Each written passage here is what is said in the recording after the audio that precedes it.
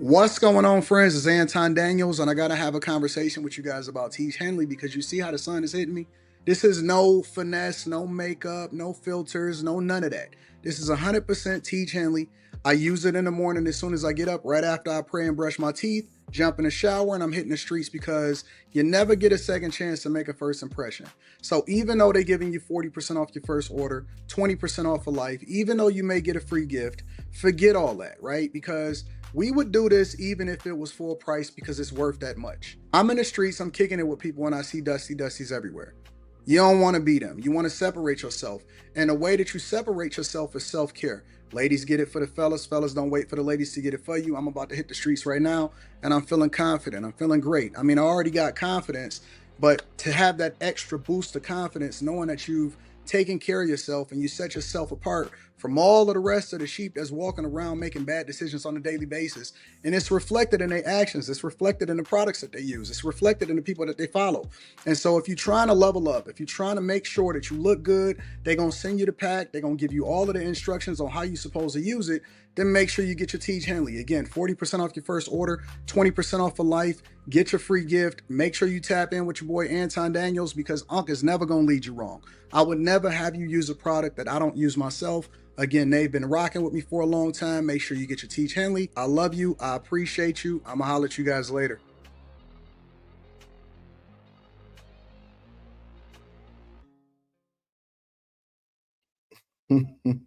Y'all wild in the chat. What's going on is Anton from AntonDaniels.com. I appreciate you guys for continuing to rock with me. Thank you for tuning in for another edition of the Millionaire Morning Show. I am your host, Anton Daniels. What up? What up? What up? What up? What up? What up? What up? What's going on to all of my friends and family in the chat, live from wherever it is that I am, Richmond, Virginia? Haven't had an opportunity to explore yet because I just got in late. I had a delayed flight last night. It delayed by a while, so I didn't even get into my hotel room until probably closer to 1, 2 in the morning.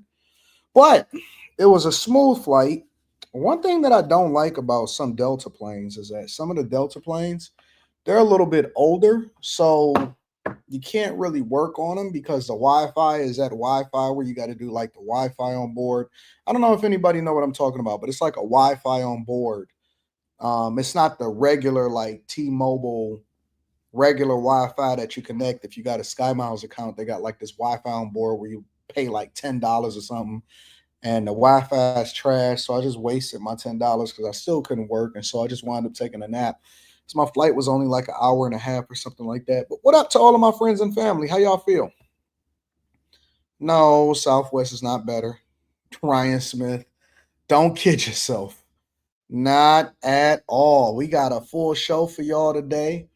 Yeah, man, we got a whole line of stuff that we need to discuss based off of what's happening. But before we get into it, let me just give y'all a little bit of insight on what life is like as a content creator.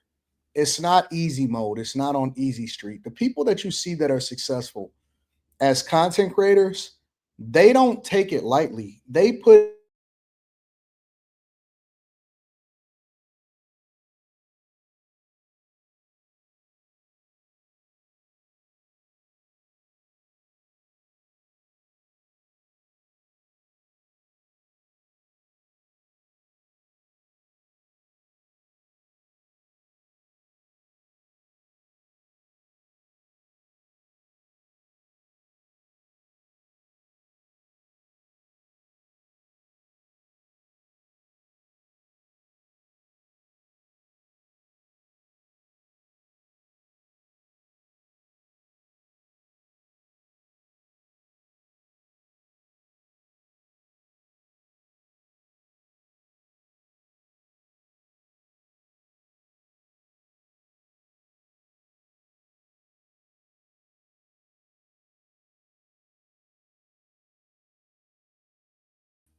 sorry about that. Y'all know how it is. Hotel Wi-Fi.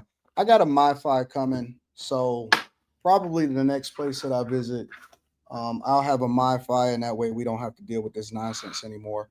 But what I was basically saying, I wind up just connecting to the hotspot on my iPad, and so I'm gonna just use my regular iPad. as a hot spot for the duration of the show, and then hopefully we can have a little bit more stability. Maybe it's a whole bunch of people that's in a hotel right now trying to get their work done before they check out. I don't know. But I wanted to say, or I was saying that if you are looking to become a a content creator, if you're looking to become a content creator, it is not for the faint of heart. You have to live, eat, sleep, breathe it. Now there is more competition than ever. I will say that there's more money than ever, and I can't wait to talk to you guys about that inside of the Patreon because I've learned a lot. I've learned a whole lot. Just over the last month, I've learned so much about more monetization and more bags to get. It is so much money in it, but I will tell you, it's just like anything that once you get into it, you really have to immerse yourself, or you are not going to be successful when it comes to content creation. Real talk. Like before we get into the show, and we got a full show, so we're gonna be here for at least a full 2 hours. So we're gonna kick it and we're gonna ride it out.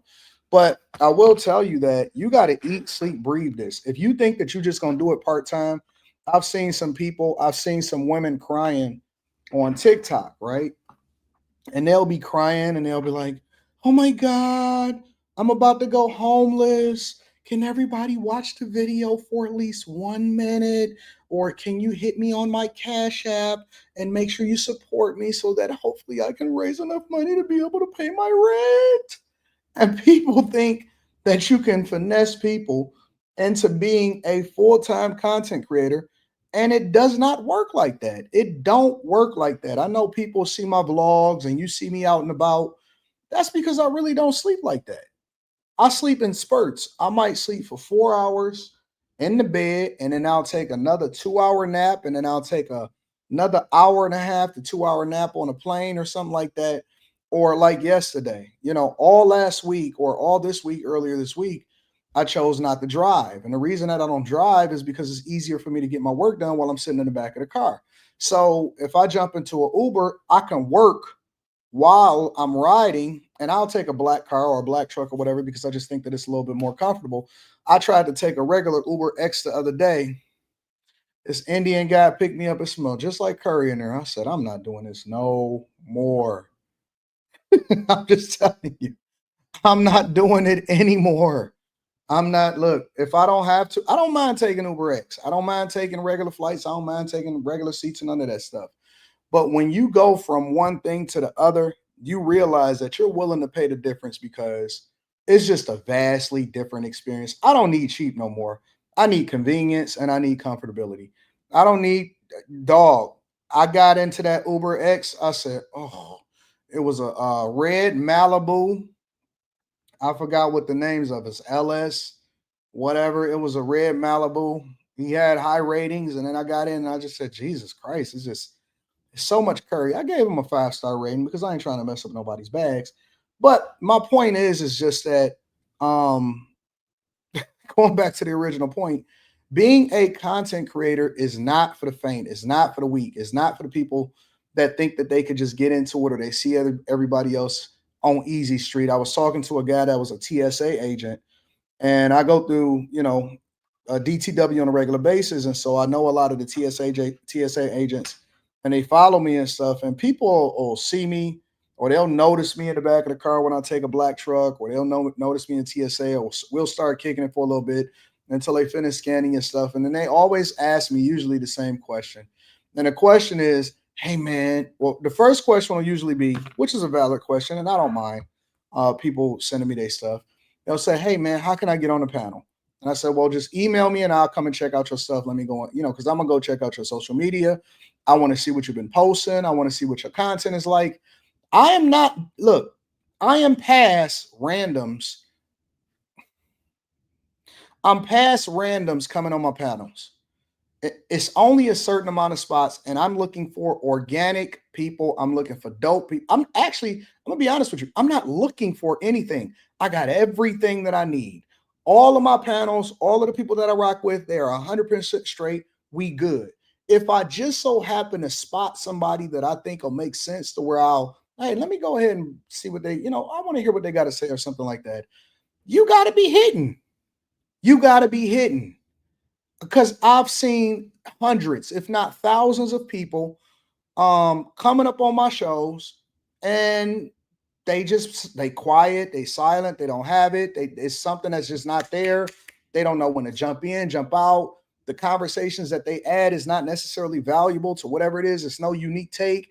It's nothing. They trying to tell me what they want, what you want them to hear, instead of just being authentically themselves. They scared of the criticism, all of that type of stuff. And so it's just like a regular job interview. When I go through and I see you and you send me an email, and I don't always respond back, I don't always say something, but I have my people go through it. And when they spot something that's unique, they go through your social media, they go through your YouTube channels, they go through your content and see what you ain't never posted. So what makes you think that you're gonna turn up and you're gonna be sweet on my platforms? And so you got to show up. But that's what I'm saying. Like, people don't take this serious. This is serious for me. I know I entertain. I know that we have different conversations. I know that we get to the bag and we take care of business. I know sometimes that it might even look easy, because all you do is you see the transitions, you see the stories, you see the content. You think that it's 18 people that's working for me. It's not. It's not. Behind the scenes, it's 98% Anton from AntonDaniels.com, and everything and everybody else around me they assist me. You know what I'm saying? They help me with my emails. They help me with setting stuff up. They help me with scheduling. They may help me come in and do some stuff in the studio as far as setting stuff up. But when you see this stuff going out and you see this show, you see the producing of it, you see the curating of content, you see stuff that's going out on TikTok. A lot of people say, Anton, you hitting on X now, you hitting on TikTok, you hitting on Instagram. That's all me. That's 100% me. I spend the majority of my days, the majority of my time. It don't matter if I'm around people, if I'm not around people. I'm thinking of it. I'm curating it. I'm putting it together. I'm earmarking stuff. I'm looking at stuff. I'm tuned into the culture. I go into the streets. I go and visit the different cities. I want to see what the culture is like. I'm out and about participating. I'm in the spaces. I'm talking to the women. I'm talking to the men. I'm talking to the people. I'm interacting. This is life. Like, you truly you got to love this. And the reason that we say you got to love what you do, it's not about how much you like what you do. Loving what you do means that you ready and you willing to get up and do the things even when you don't want to do. Most of whatever it is that people are successful at, 90% of it is busy work. It's working. It's hustling. It's putting stuff together. It's dealing with the nonsense. It's trying to figure out what equipment works and what is this person doing over there and how can I fit this in. 10% of it is the actual performing or getting on the live stream or creating the content or whatever. 90 to 95% of everything that you do is all of the stuff. So the loving of it is the planning, it's the grind, it's the hustle. It's you wanting to, when you tired, you still got to take that flight. When you tired, you still got to get on a live stream. When you know that everybody else is going to party, and you could say, hey guys, I'm gonna go on vacation for a week, but you say, I'm gonna just keep on going and hustling. And so all I'm saying is some fair weather people, and it's always going to be the 1%ers. The 1%ers is going to show up in every single industry. It does not matter what the industry is. They got the same mindset, they got the same work ethic, and it translates across the board. It's going to be a 1%ers in corporate America. It's going to be a 1%er of the people that's in the factories. It's going to be a 1%er of business owners. It's going to be a 1%er of content creators. It's going to be a 1%er of traders. It's going to be a 1% of 1%ers of people that dedicate themselves to their craft. It's going to be a 1%er of people that know how to speak and communicate effectively. There is a 1%. The other 99% is going to act like it's luck. The other 99% is going to act like, oh man, the real estate agents, they don't just wake up and just become great. Oh, you just got $1 million listings. No, they built their clientele. They built their network. They got great relationships. They have a great reputation. They dress a certain way. They emphasize certain things. They consistent over a longer period of time. They built that whole thing. They didn't wake up and was just great at whatever it is that they do. They grind. They grind. They knew how to market themselves. Man, listen, bro, I've learned some stuff over the last month. Some stuff I didn't even know. And I'm not going to gatekeep it. I'm going to give it to my bag chasers. I'm going to give it to my Patreon members. And they're going to be successful as a result of it. Have y'all noticed it's like some people that may be talented and then they live stream for a while and then they hit a ceiling and they never get any better. They never change their background. They never know how to communicate any differently. They the same person today as they was in 2005 or 2015 or whatever. Mika in the chat right now. Just sent that like, man, let me tell you something. Mika be tired. You know why I don't have Mika on the show on Tuesdays on After Hours? It's because Mika be hustling. Mika be up at 3. I'm gonna tell the truth because a lot of y'all don't see it. All y'all see is the Coke bottle shape, and you see her on her live stream. She crossed over 10,000 subscribers organically. She didn't buy it. She didn't finesse. She just grind. She just hustle. She take my advice. She say, Anton, what do you think about this? She listens. She continues to build her own brand. She hustles. She grind. Do you know that Mika be up at 3, 4 o'clock in the morning working out every single day? Because she understands that people are going to look at her, and one of the reasons why they're going to how they're going to judge her is what she looks like. Mika is up. I'm telling you, I'm telling you, bro. She is up every day at 3, 4 o'clock in the morning in the gym before she even start to work. Then she get to grind, and then she get to creating content, and she be hustling. And then she tell me, Anton, I'm gonna come on. No, I have to sit her down. Honest to God, I have to sit her down. I said, no, Mika, I'm not going to let you come on Tuesdays. No, I'm not going to let you do this. Nope. Mm-mm. Mm-mm. I have to sit her down. She's consistent. She grinds. She hustles. She go get that shit. She don't play no games. She don't play no games. That's why I love her. That's why I love her, because I see something in her and she nurtures it and she grinds, and nobody can say it's because she got lucky. It's because she's very intentional. Me and her connecting, you know what I'm saying? And the way that we work, our relationship as content creators, as business people, as friends, me and Mika's relationship is intentional. It's very intentional. She makes sure she tap in with me. I make sure that I tap in with her. We don't always talk like on a daily basis or nothing like that, but we're very intentional in maintaining a relationship because we know that it's going to be conducive long term. Everything you do is going to have to be intentional. For those of you that wake up and think that you're just going to be a content creator, you're going to have to live it. Got to live it. You have to live it. You got to be in these streets. You got to be hustling. You got to be grinding. You got to go get it. Otherwise, do it passively, hang out, have a good conversation. But very few people are meant for this journey. Very few people. Myron, a lot of people notice that me and Myron is starting to build a lot. We have a really great relationship now. We put our differences in the past. Myron hustle. I remember people used to tell me, Anton, I don't know. Between you and Myron, I don't know which one of y'all worked the hardest. Myron work his ass off. I work my ass off. DJ Academics work his ass off. Look, we may have differences of opinion. We may even disagree with each other at certain points. But I'm trying to tell you the commonality in all of us is that DDG, people may criticize him. They may not like him for Haley Berry. DDG don't miss. DDG be streaming. He be working. He be hustling. He be trying to figure it out. He be in city to city, state to state, going to different content creators, working with you. Like, we all got the different things that we do that make us successful, our different strategies. But the reality is that the one common thing within us is that we are going to hustle. And that is the thing that makes us different. That's the thing that makes us different. Shout out to O'Shea, my guy, O'Shea Duke Jackson. He work his butt off. He works. So then when we busting down the big checks, or we making big moves, or we doing the things that we want to do, it's the reason for that. It's a reason for that. It's because we put the time in. I might do 3, 4 streams in one day, depending on what day of the week it is.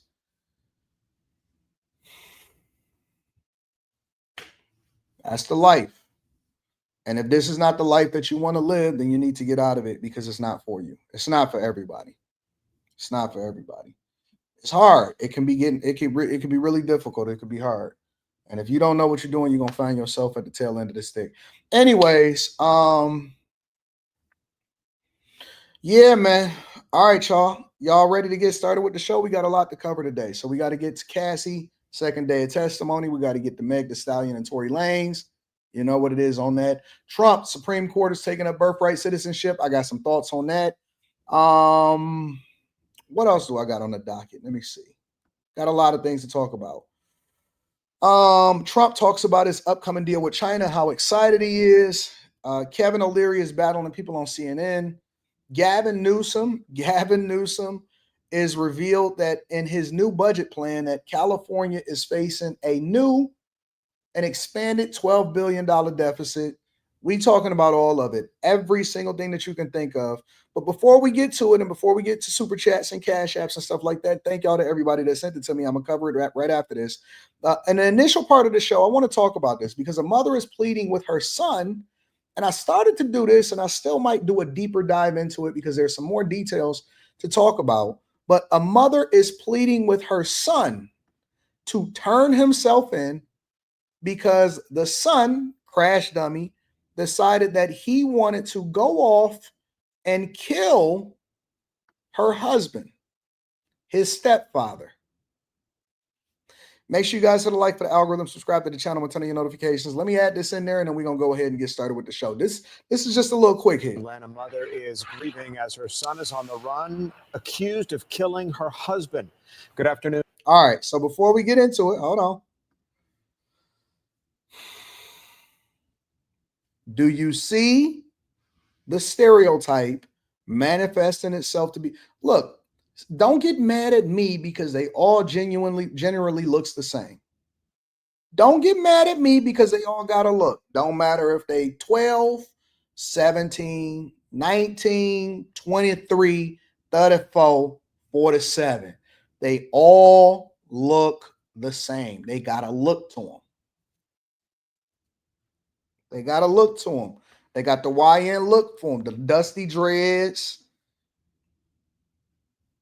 all of that. They all got to look to them. I hate to say it, but it's true. They all got to look to them. So now when I walk down the street and I see this stereotypical look, I get a little bit more apprehensive. No. Don't turn down that street. Go down the next street.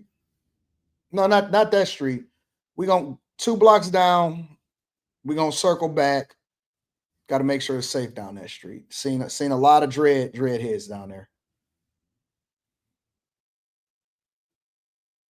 Don't get mad at me. Don't get mad at me. Let's continue. Husband. Good afternoon. Thanks as her son is on the run, accused of killing her husband. Good afternoon. Thanks so much for joining us here for Fox 5 News at 5. I'm Tom Haynes. I'm Courtney Bryant. Newton County deputies say 41-year-old David Gay was shot and killed by his stepson in the family home last evening. Fox 5's Angelique Proctor just talked with the wife of the victim, who is also the mother of the suspect. Let's stop there. We're going to mine this out effectively. We're going to have this conversation. Shout out to all of the step crash dummies. Keep on trying to reach them, taking it as a package deal. I didn't listen. When this got sent to me, I said, oh my God, what is going on over there in Atlanta?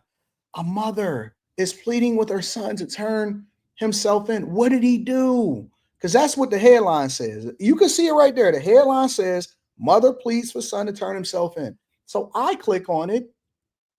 I get to this part. I said, oh, yeah. We got to have a conversation about this.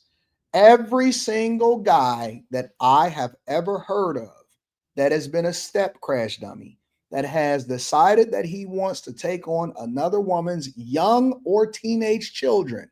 Now, and this is just my personal opinion, for the women that decide that they want to, that their children are out the house. They're not son husbands. They're not Tyrese from Baby Boy. Cool. I don't have no problem with that. But I'm not going to advocate for men to put themselves in a situation where they got to raise another man's child. It is a thankless job. And this man came in, tried to be a father figure. Now, no mention of the original father. Have no clue where he is. We don't know. He could be out there in the plant. He probably out there living his best life. He probably in Sasua or somewhere passport, bro. Who knows? Who knows? Step crash dummy is the one that paid the price. Not even his real. You got killed by somebody else's kid trying to save his mother from herself. Let's continue. Because no. That's right, Falafel. They want to play another man-saved game. All right. Okay. You don't want to listen? You heard me say it. You wanted to defend it? No, no, no. Stepfathers are the pillars of the community. Okay. All right. We're going to see.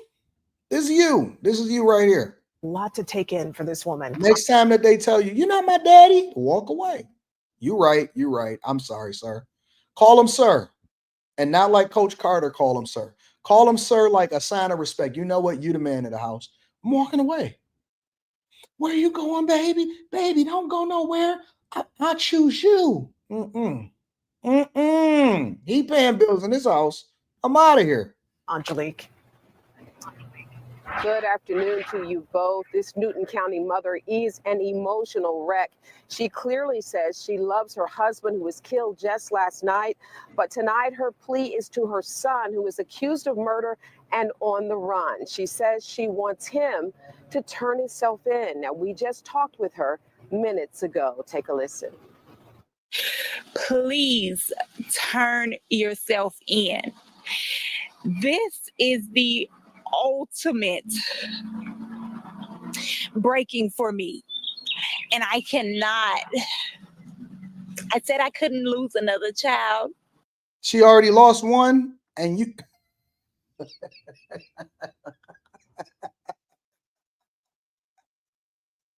I didn't get to this point. I like to organically react to this stuff. Hold on, dog. Hold on. What do you mean she can't lose another one? That mean that there's one or more that was already lost? Nah, dog. You should have seen the red flags. You thought that you was above the program. You not above the program, big dog.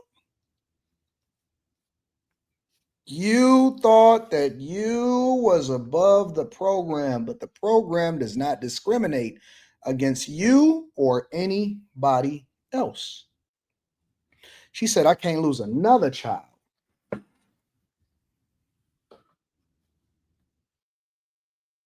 I'm gonna play it in full for you guys. You're not gonna believe it until you see it for yourself. Let me get it. Minutes ago. Take a listen.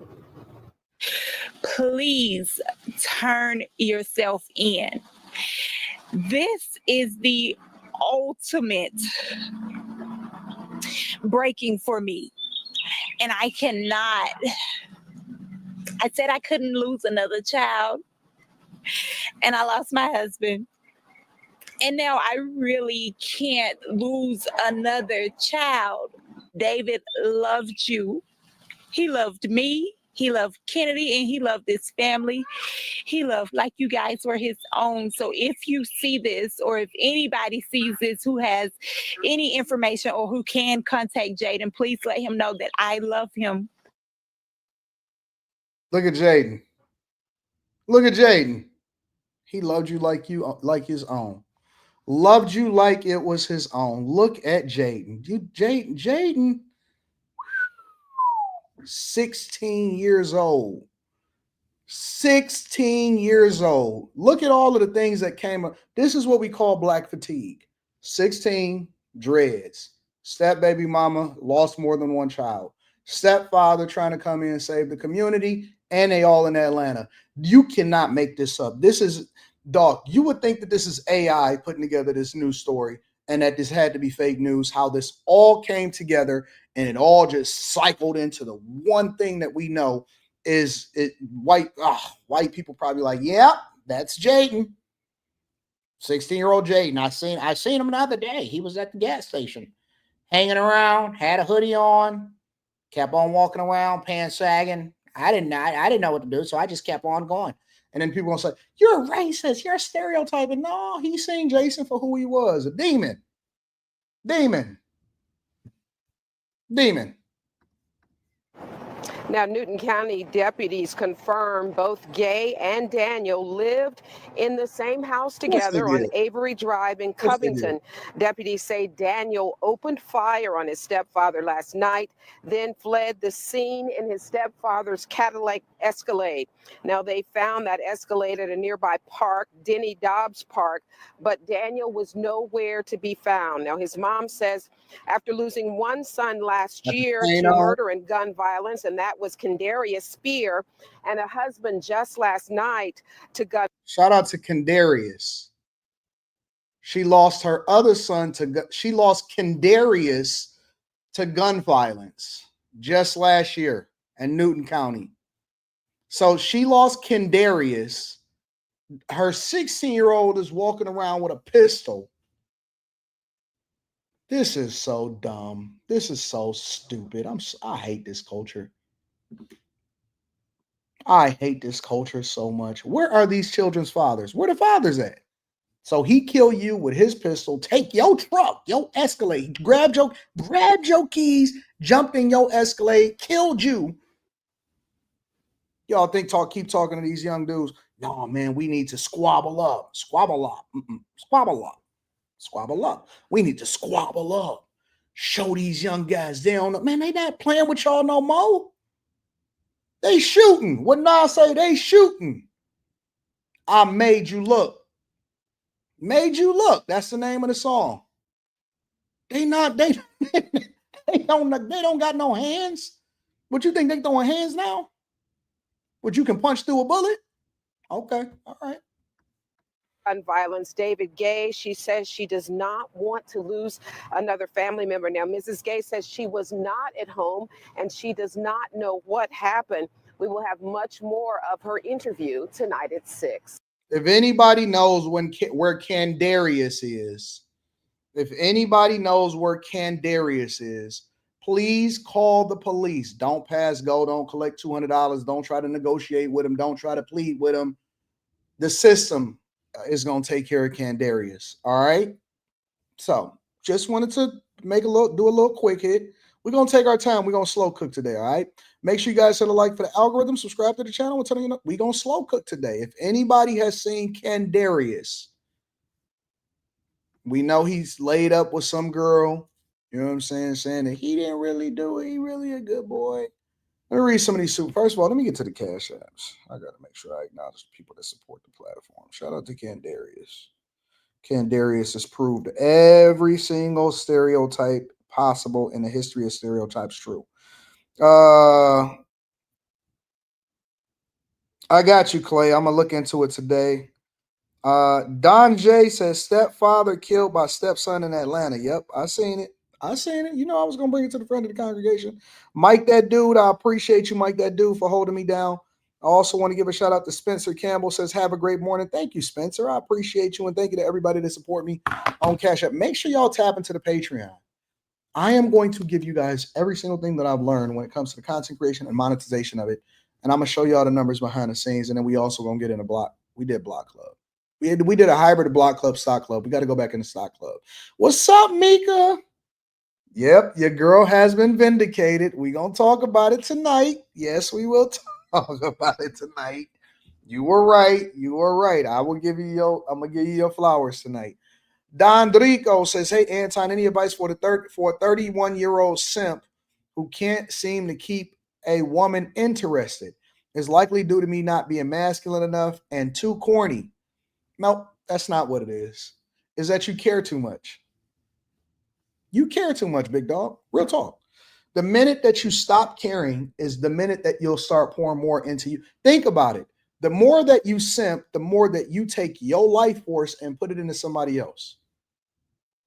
Look, I don't know how this is going to be one of the most difficult things for you to ever learn in your life. The minute that you say no, and I ain't even saying no physically, but the minute that you stop paying attention, the minute that you start focusing on your money, your success, your leveling up, your greatness, is the minute that you're going to start being attractive to every single woman that come in your presence. I guarantee you. Stop focusing so much money. All of you dudes that keep on sending these simp DMs. Yo, my homegirl hit me up the other day, right? I'm gonna be honest with y'all. I'm gonna tell y'all. I'm gonna be honest with y'all. And y'all know who y'all are in the chat. It's girls that know me, and I'm really cool with them and stuff like that in real life. And occasionally they'll put something in the chat, right? And they'll say something. They'll comment on a video or something, or they'll comment on something that we talking about on the Millionaire Morning Show. And y'all will see their pictures, and y'all immediately start going to their DMs, trying to research them, trying to hit them up. Hey, what's going on? Hitting the like button, trying to follow them, reach out to them. Then they call me and they be like, Anton, do you know this person?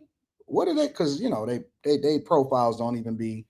A lot of times, sometimes their profiles don't even be. They not public. They're private, right? Anton, do you know this person? Oh yeah, that's somebody that be in my chat. Why do they keep trying to follow me? Why do they keep trying to reach out to me? Listen. Y'all need to stop chasing these women. Stop. I promise you, they get all of the DMs, all of your interests.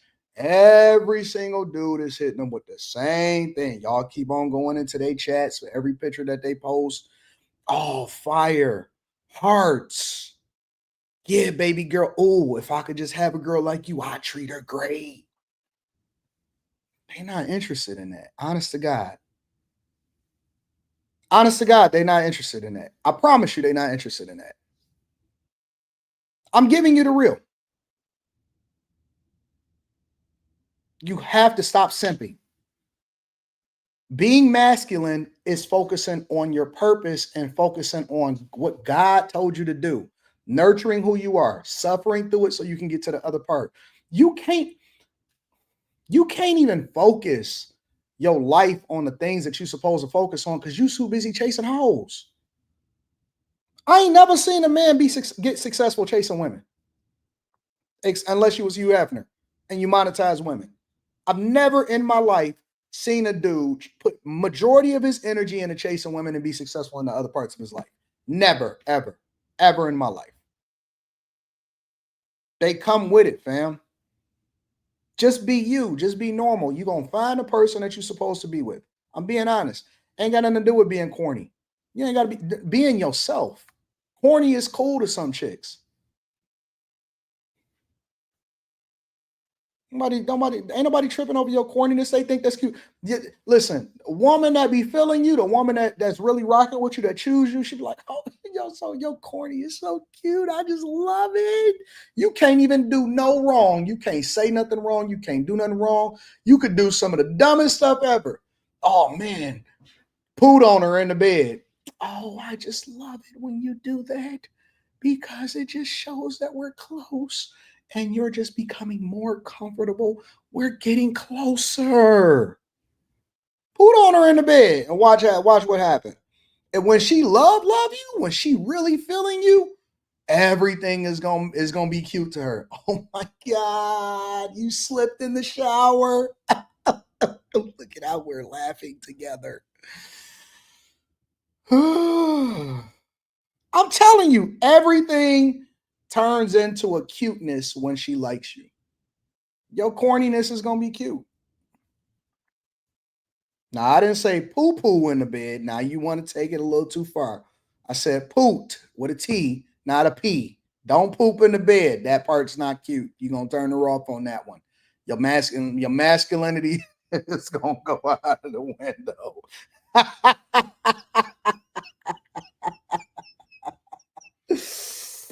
Oh, Just Christian says, I might have missed it, but did you talk about the white South African refugees yet? Also, what do you think about Trump proposing to end Section 8? I could talk about it tomorrow. I need to research it. I don't know enough about the South African refugees. Y'all want to talk about that tomorrow? I can include it with the show tomorrow. Get a portable Starlink. I didn't even know there was a such thing as a portable Starlink. I'll look into it. Brock says, good morning, AD. I pray all great things for you, First Lady, and your awesome daughter. Question, what do you think about the Port Huron area? I think that people need to go towards major cities. Closer to major cities is better. Go to closer to major cities. If you're going to go to, if you want to go to visit, the Port Huron area is cool, but it ain't nothing out there. And ain't nothing out there. You need to move closer to a major city, honestly. James says, good morning, Mr. Daniels. I hope you have a wonderful day in Richmond. We welcome you with open arms. Bless you and your family, big dog, from the Bag Chasers. Shout out to my chasers. 392Q says, what's up, AD? What do you think about this Meg Thee Stallion case ruin the Believe All Women movement and for the Cassie and Diddy case? I'm getting into that shortly. The next two cases I'm going to talk about are Cassie, and then I'm going to talk about Tory, because I told y'all, I said it. I want everybody to apologize for me when I said that Tory Lanez was innocent. Especially you simps. EB Miles Davis says, good morning, great people. Keep it going, AD. Stay motivated. Thank you, EB. James says, good morning, everybody. I hope everyone has a blessed day and strives toward greatness. Red Cup, my girl Mika says, AD, you're absolutely correct about this content creation, and I'm blessed to have you as a mentor. That's my baby right there. Chris Mayberry says, I emailed you a video of Tom Homan talking to Sean Ryan on his podcast. Going to definitely be a good one to watch. Okay, I'll check it out. Rush King in the building says, good morning, AD. While you in Richmond, the nice spots to check is Carytown area, Scott's Addition, and if you want a nice walk, Belle Isle, and a nice river view. All right, I think it's going to be some nice weather out here too. Thank you. Word Custom says, free Tory, free Breezy. I heard that Chris Brown got arrested for the bottle incident. Good Eats Entertainment says, y'all mad at Megan for lying, but the real criminals are the ones who prosecuted him with no real evidence. Them too. Nate says, any take on India hitting Pakistan nuclear storage? Nope, I don't know nothing about it yet. James Watts, I'm on information overload right now, so I'm depending on y'all to keep me updated on what the stories are. James Watts says, morning, AD, and the Bag Chasers. You're so right. I work out consistently 4 a.m. then go to work. My cargo van business, this hustle has got to be in you, not on you. Appreciate you. See, you get it, James. The Trail says, what up with the two? Manuel AG says he looks just like Carmelo Anthony kid. Aaron Good says, I hate how right you are about the stereotype. I recently cut my locks off and I'm much more well received.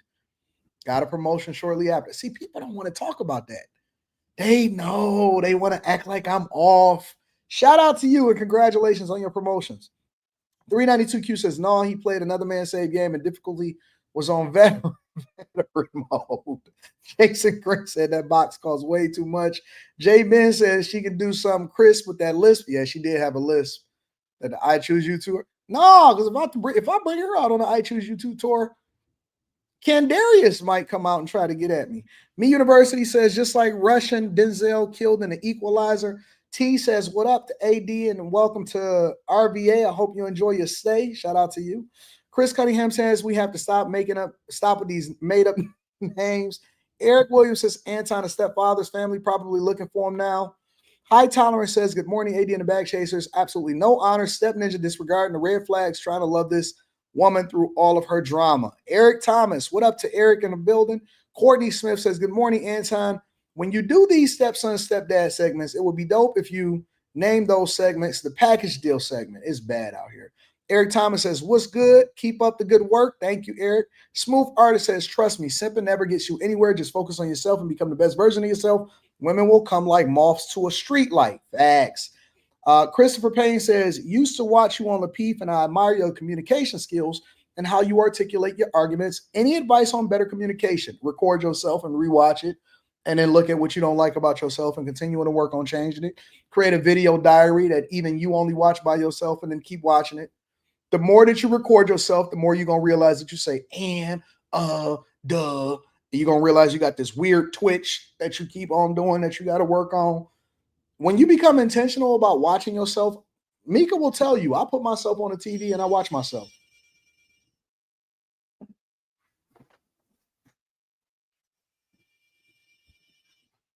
Hello.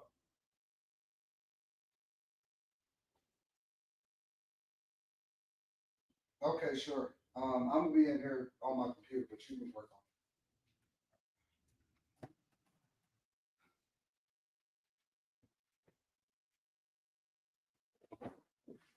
They got to work on my the battery on my door because my key ain't working like it's supposed to. Yeah, just re-record yourself. Shout out to my girl Molly says, "Hey Anton, can you see if Chef G Rap is blocked from the channel?" All right, let me see who blocked here before I continue on with the show.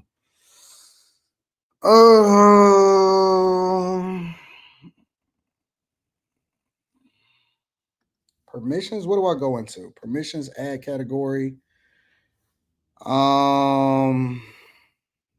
Channel. Advanced settings. Who am I looking? Oh, community moderation. All right. Hidden users. Let's see. It's a lot of hidden users.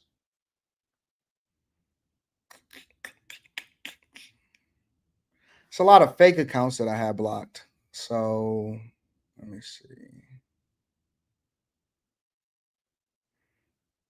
I don't see Chef G Rap right off the bat. Y'all block Chef G Rap? Money Man, Jayden.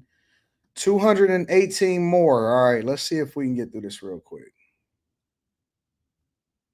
Is there anybody else that's blocked that I need to find? That I need to unblock? Chef G Rap.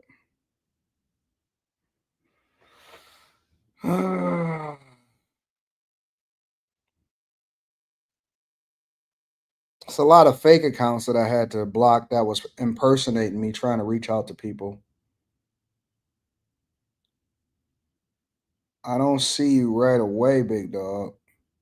I'm still scrolling.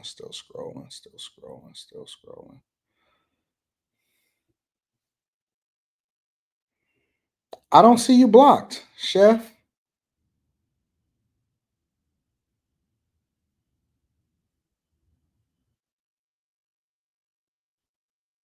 I don't see you. I don't see it. I don't see you blocked on here, bro.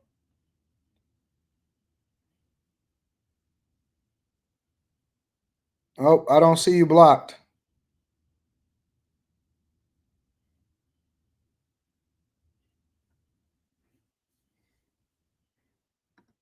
I don't see you blocked on here, so it's you know it's pretty interesting. So,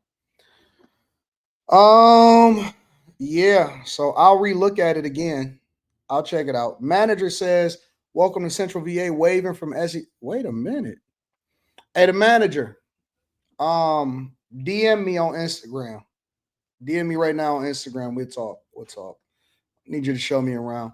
Hey, Anton, I participated in the panel to discuss the panel that I was in with you on a couple Mondays ago. I'd like to talk to you about it. Holla at me. It was crazy. What panel was you on talking about? Bob Brown says it's so dumb, AD. Democrats are losing their shirt over 49 documented white Africans being granted refugee status, but had no issue with 15 million undocumented people being led over by the Biden and Harris administration. All right, I'm gonna jump into it. What happened to that kid who cut his dreads that was live with you 2 years ago? I don't know. He said that he was doing well. Jason Fletcher, what up though? And AR Smitty. I didn't see AR Smitty in there too, but I'm gonna double check it towards the end of the show. Slide to Raw says Jaden bruh, Kendarius is the dead one. Oh, yeah. All right. Shout out to Kendarius and Jaden. Look like both of them is going the same way, dead or in jail, either way. So make sure you guys hit a like for the algorithm, subscribe to the channel, and turn on your notifications. Elam says Sodom and Gomorrah is real. Walk away and save yourself, or else you will be deleted. When you hang around hood people, spirits, you get hood results. That's a fact, Elam. Shout out to Elam. I ain't seen you in a while, Elam. All right, y'all, let's move over into the next part of the show. Let's get into this Cassie testimony, all right? So Cassie testified for a second day, and here's some key takeaways about what was happening during the trial. And I'm going to try to follow along as much as I can to bring you guys up to speed on what's happening in these streets. Make sure you hit a like for the algorithm, subscribe to the channel, and turn on your notifications. Let's rock. Today, I was in court for Cassie Ventura's second day of disturbing testimony against Sean Diddy Combs. And inside courtroom 26A in Lower Manhattan, the jury saw for the first time direct material from these so-called freak-offs that she says she was forced to endure. In just a moment, we'll go through everything that happened with my team of legal experts and court insiders. But first, let me bring you inside of this courthouse. You know what it feels like. I mean, the jury had a whole night to process the disturbing details of these freak-offs that were laid out yesterday through the eyes of Cassie Ventura. The graphic details, the alleged abuse, the drug abuse. Today, they didn't have to use their imagination, though. It got real in that courtroom today when the jurors, not the public, not the press, when the jurors saw still screenshots from these freak-offs. There was something so uncomfortable about the moment. Watching the jurors see something so raw and so personal in a courtroom full of eyes and full of opinions. Cassie was the most emotional we've seen her. at times even reflecting when she heard the words come out of her mouth, saying things like, I can't believe I dealt with that. And you got to understand, these aren't gigantic courtrooms. Cassie and Diddy are not at opposite ends of a football field. They are feet from one another. And the only thing between them really are their lawyers. And even... You know what I realized yesterday? You know what I realized yesterday? For the two people, for Dame that I did for the thing, and for the other person, I forgot whatever their name was, that I sent the cash apps for. Yeah, go ahead. Do you need me to open the door?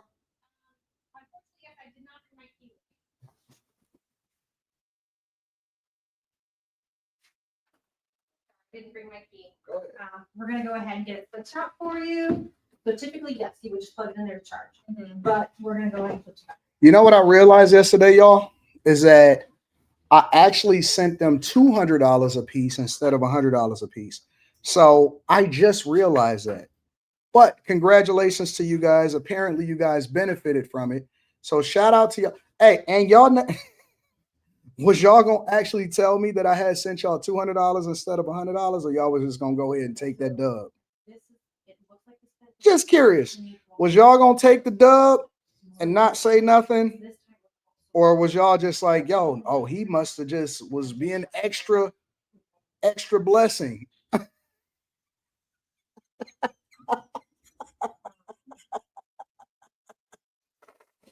Oh, hey, they took that blessing and they was like, woo, we won. Nice way to win. All right, y'all, let's get back to the Cassie case. Let's stay focused. I just was looking at it and I was like, hey, wait a minute. I just sent them $200 a piece. Be blessed. Be blessed. Even though all eyes were on each of them, I don't think they ever looked directly at each other. Not when she walked by him, not when she was testifying, not when at times she broke down sobbing, remembering how she loved him and just wanted him to say sorry for the things that he had done. Now, when she talked about not wanting to live anymore, or her opioid addiction, or lying to her mother about the abuse or when it started or the extent of it, the audience was shifting uncomfortably. And sometimes so did she. Sometimes so did Diddy. Much of Cassie's testimony today described the extent of the abuse she went through. She testified about having to hide under a toilet to get away from Diddy. She revealed getting a gash by her eyebrow after he threw it into a bed frame in front of her friends. How do you hide under a toilet? How big is a toilet to where you can hide under a toilet? Anyways, come on. She said she got stomped in the face on the floor of Diddy's Escalade for the duration of a ride home. And she claimed throughout their time together that she felt, well, powerless to make the choice to escape. Now, to make her point, Cassie talked about going to a hotel when Diddy beat her after a party in Los Angeles. She said she didn't want to stay, but felt she couldn't leave. She testified, quote, it was not safe. I didn't have the resources I needed to get out and move, to get out and not have anybody stop me. You know, Cassie went on to say, I understood Sean's capabilities, his access to guns, and the threats that he made prior to that. Cassie clarified her testimony from yesterday as well, saying that there were times that she did try to fight back or even initiated violence. She testified she did so earlier on in their relationship, but she quickly found out it could backfire, telling the prosecutors, quote, that it could escalate the fight more and make it worse for myself. When the prosecutor asked what she meant by that, Cassie said, quote, just make him more violent, make him stronger, want to push me harder in that situation. You know, Cassie also described the leverage, that's the word she used, leverage Diddy had over her. She said that leverage came in the form of blackmail, those videos specifically of the freak-offs. She testified that Diddy threatened to release them when he got angry. Cassie said, quote, one time I dated someone else, and that is what it was all about. I'm going to put out 2 embarrassing videos of you. He just wanted to hurt me. Now, Cassie's direct testimony is actually now over. The defense, though, they're going to get their chance to cross-examine her and go into the details again tomorrow morning.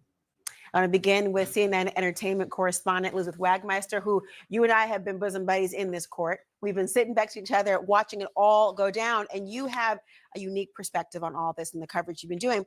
Talk to me, though, about the scope and of the violence and the intimidation that she laid out in court today. Yeah, Laura. So as you said, her first day of testimony yesterday really focused on these freak-offs. Today focused on the physical abuse, the domestic violence. This was the first time that the jury saw photographic evidence of the injuries. You mentioned this gash on her eyebrow. We saw bruises all over her body, a black eye, a fat lip. So wait a minute. She was scared of him, but she wasn't scared to date while she was taking resources and was still with him. Because again, I listen. After Meg Thee Stallion, and I'm going to go over the Tory Lanez case after this, and I'm going to go over a whole bunch of other stuff. After all of that, I don't believe anything anymore from anything that anybody says. I look at the details. I look at I'm just not going for nothing.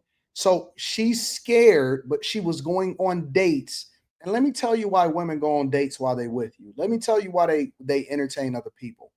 Usually it's to make you jealous.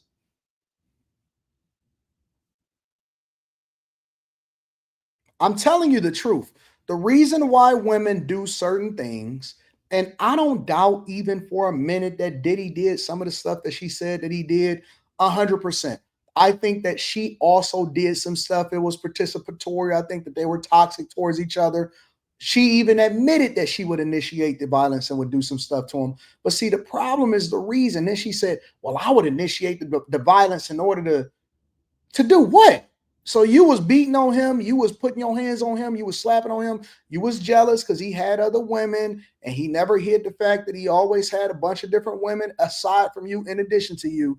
And so you would initiate the violence, but you're not talking about the extent of the violence that you did. They were toxic together. She was over there doing stuff she knew would make him jealous. She going out with people that she know that he know in order to try to show up, knowing that he gonna find out. She living in his houses, had multiple different places and apartments of her own. You in the whole toxic situation, I'm just not going for it, fam. Y'all, yes, they both doing drugs. They both doing freak offs. They both out here in the streets. Oh, because you now getting depressed because you woke up and they was peeing in your mouth, which is something that she testified by. And I just couldn't imagine being a husband and they're like, oh yeah, baby, I really do love you. I support you. You know, I'm never going to get the vision of you getting peed in your mouth out of my mind and you just really just rocking out. It's crazy. This is crazy to me. I want to walk you through just some of the instances that Cassie brought up when she testified today. One time she said that she and her girlfriends, they went to Prince's party. Yes, the musician Prince. Diddy was there. He didn't know she was going to be there. He got angry and she said, quote, he beat me up. She said that after they broke up in 2018, that he raped her in her living room at her home. She also said that it wasn't just her, that one time he held one of her friends over the balcony on the 17th floor of her apartment in Los Angeles and hit another one of her friends with a wooden hanger. And she lost that friendship. That was a best friend of 17 years she described, and then they don't communicate any longer. I'm curious to see how the prosecution might develop those connections a little bit more fulsomely.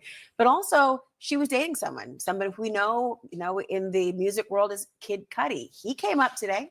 He did. So Kid Cudi, he is a rapper, and him and Cassie dated about 15 years ago. It's when her and Diddy were in a rough patch of their long-term relationship. Now, this actually first came up in Cassie's lawsuit. You remember she filed back in November. It was in a rough patch of her long-term relationship.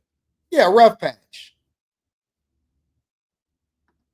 2023, that's what started this domino effect of the civil allegations against Sean Combs. Now, in her lawsuit, she alleged this, incident that she said where Sean Combs found out that she was dating Kid Cudi. He got jealous, told her that he was not happy about it, said he wanted to hurt both of them, and that he wanted to blow up Kid Cudi's car. Well, according to the lawsuit, and now according to her testimony today, we heard it from her for the first time, his car did blow up. And I have to tell you, around the time that our lawsuit came out, Kid Cudi actually confirmed this to the New York Times, saying it's all true. I mean, the expanse of what we heard today, what the jury is hearing today, this is before the cross-examination. But one thing that they ended on in her. Somebody in the chat says, Clips 914 says, 80, there's only one thing that matters here, brother. And that is if any of the testimony or evidence produced proves that there was any unlawful activity. Let's not forget the point of the trial. No, that's not what it's for. It's not to prove if it was any unlawful activity. There's plenty of unlawful activity, but that's not the things that he's being charged for. He's not being charged for domestic violence. He's not being charged for being jealous. He's not being charged for drugs. He's not being charged for any of this stuff. He's being charged for racketeering, okay? And he's also being charged for trafficking, meaning that he's bringing people across state lines against their will in order to bust them down. Those are the things that he's being tried for. Those are the things that they're trying to convict him of. Let's remember exactly what it is. It's not about any unlawful activity. It's about whether or not he's actually doing things against the law that would substantiate whether or not he deserves the charges that's being levied against him on a federal level. Right? That's what we're talking about. That's what we're talking about. So if you're telling me that her getting peed in the mouth or whatever, as nasty as it is, that they got a whole bunch of baby oil, that she made some phone calls and they got some people in there and they busting it down for a real one and they having freak offs and all of this stuff, I don't see it. Do he got a demon? Do he got a sex demon on him? A king demon? 100%. I don't think that anybody is debating that. I don't believe that anything that they're saying actually justifies the charges that is being levied against him. I just don't. I don't. I could disagree with it. I could think it's immoral. I could never do it myself. But do I think that this substantiates racketeering or something like that? I don't see it. I just don't see it, bro. So no, I disagree with you 100%. Testimony. It's emotional. It's a lot of crying. And I don't even believe what she's saying. I don't believe 100% what she's saying. Correct, of course, the prosecution wanted to get out why she was choosing to testify. And I tell you, people were leaning in at that moment to see what she would say. Why? This was a really powerful moment, Laura. As you said, she cried today more than she ever had.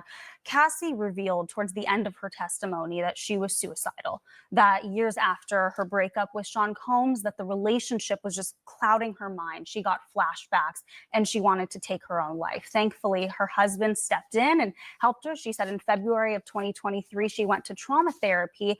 And this is what she said about why she chose to take part in the criminal trial. I want to read you her exact testimony, Laura. She said, quote, "I can't carry this anymore. I can't carry the shame, the guilt. The way I was guided to treat people like they were disposable." She's referring to the male escorts there, Laura. She continued to say, "What's right is right and what's wrong is wrong. And I'm here to do the right thing." That's well, then return the money, because you didn't earn none of that. Return the money.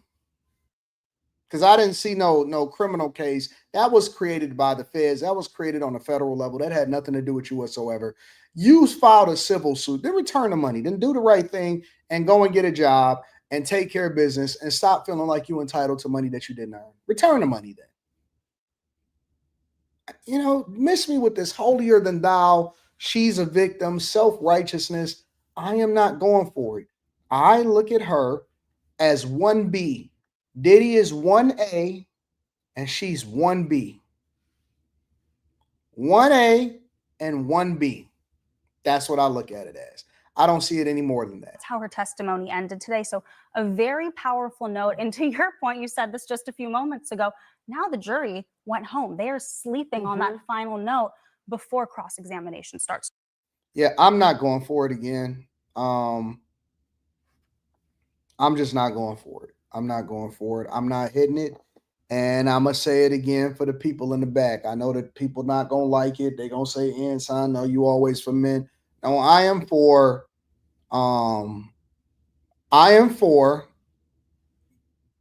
our legal and our justice system actually getting it right. and they getting it wrong over and over and over and over and over again. Let's look up what RICO means, all right? Because somebody says, no. I hate when people do this. I hate when people do this. AD, imagine your daughter was going through that. Would you have the same rhetoric? My daughter wouldn't go through that because my daughter wouldn't be with dudes that she's not supposed to be with in the music industry in the first place. I can't imagine it because it's not something that would ever happen because I raised my daughter the right way. And whoever her father and mother was benefiting off of Diddy and him being a benefactor to making sure that they was taken care of too. So please miss me with that. We can always say the same stuff over and over again. People always talk that nonsense. Would you do it if it was your daughter? No, because my daughter wouldn't be in that situation. That's why she's under my roof, under my covering, and with me. My daughter is with me right now in Richmond. How about that? See, I don't always say that. I don't always bring up them details because, I don't feel the need to disclose all of my personal business. My daughter is with me right now. Right in the room next to mine. Literally. I got another key. I got 2 keys, 2 rooms. Her room is right next to mine. She almost always with me. You're not going to ever see her because she's going to be protected and taken care of. But no, my daughter wouldn't have never been hanging out with Ryan Leslie to go and meet Diddy in the first place. My daughter would have never met Diddy. My daughter would never meet R. Kelly. All of those parents that R. Kelly got charged for, the parents introduced them and then gave their daughters and over to him to live in his house. They gave their daughters over to R. Kelly to live in his house. What do you mean? You can't compare it. It's not the same. It's not even remotely the same. I don't even know why y'all try to justify it. It's not. It's bad parenting. It's bad decision making. It's bad raising. It's opportunistic. It's demonic. They participated in it, and now they don't want to pay the consequences for it, and they benefited from it.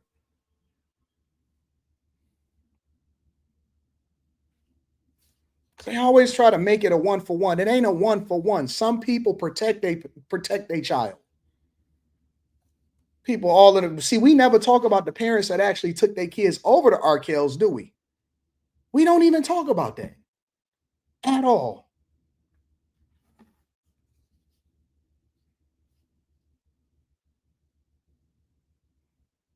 What if it was your child? Hey, baby, how you sleeping? Huh? How you resting? I'm cutting weight right now. You cutting weight? Everything good? Yeah. What time you got to go to the competition? I mean, got to go to weigh in. I think 3. Okay. What you want to do after that? I don't know yet. You got any homework you need to work on? No. What time you go to sleep last night? As soon as I got here. Okay. All right. Alrighty. All right. Bye-bye. Bye. That's where my daughter is. That's where my daughter is. Next door. Adjoining rooms. Getting rest, cutting weight, preparing for competitions, about to go in, doing kid stuff, not adult stuff. Kid stuff, not adult stuff. Very well taken care of. I'm sitting there talking about, thinking my kid would be out there. Y'all want y'all kids to be stars so bad. Oh, we gonna make her a star. Keep taking them on Dance Moms. Dance Moms. Want them to be on TV. Get out of here.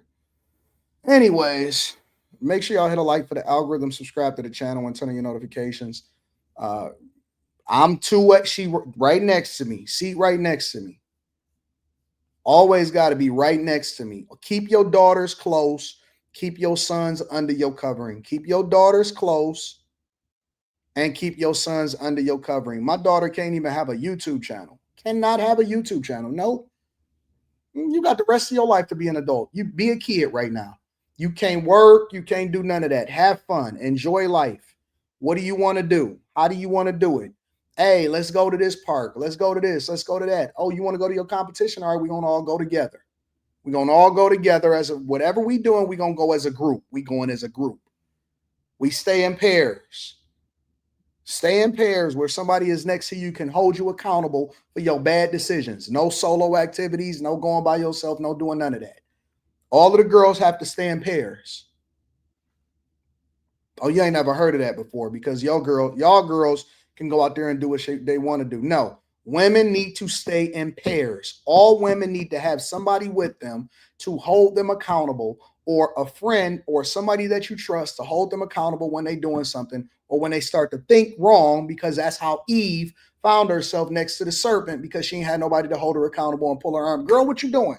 Get your butt over here. Don't find yourself over there in this negative space. They need to be moving in pairs, always in pairs. Oh, you ain't never heard of that before. See, yeah, Anton talking all of that. Anton, you too old school.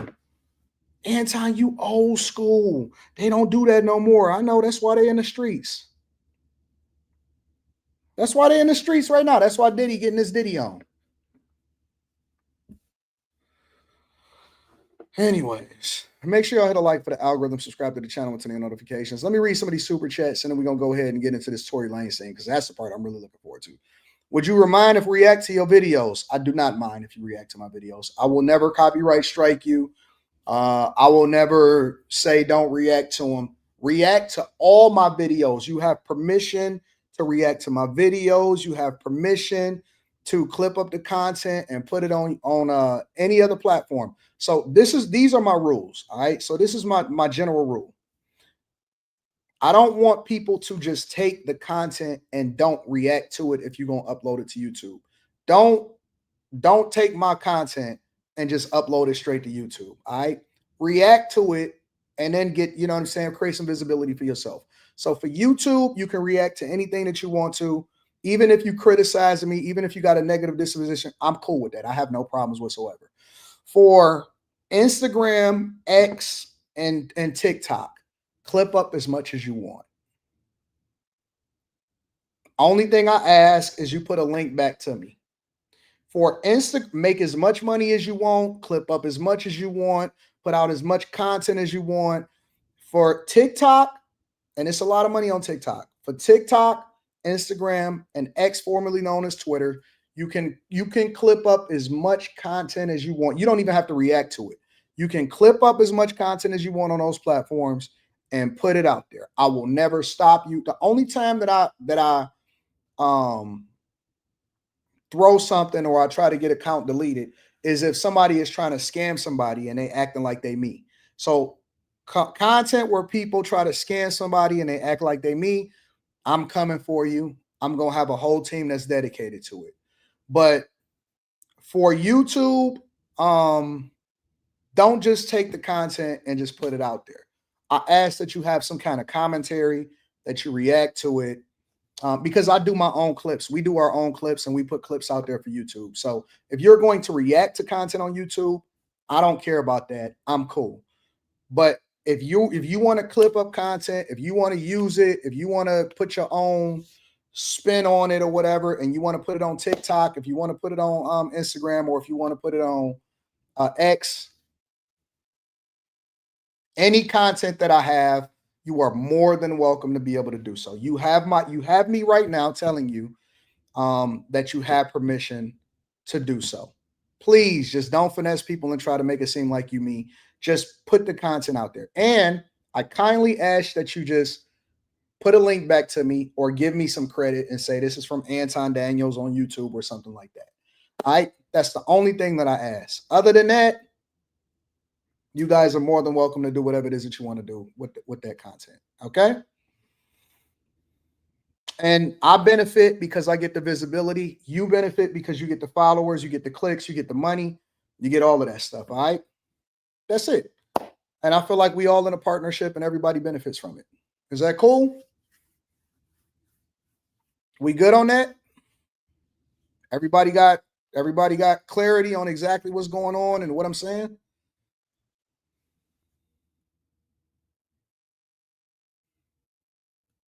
And if y'all see anybody that's pretending to be me, please flag them and report them for Justin Brown Grown in America says, are both TikToks your account? I only have one TikTok account. It's the one that's in the description of the video. So if everybody could follow me on TikTok, Instagram, and X, that would be awesome. I only have one TikTok account. All right. I only got one TikTok account. So any other TikTok accounts that's pretending to be me, that's not me. Any other Clips accounts that's pretending to be me, that's not me. But everybody is welcome to use my content to clip up for other platforms. If you're going to use content with my content on YouTube, I would ask that you react to it and then give me credit for it. That's it. Everything else, y'all can do what y'all got to do. All right.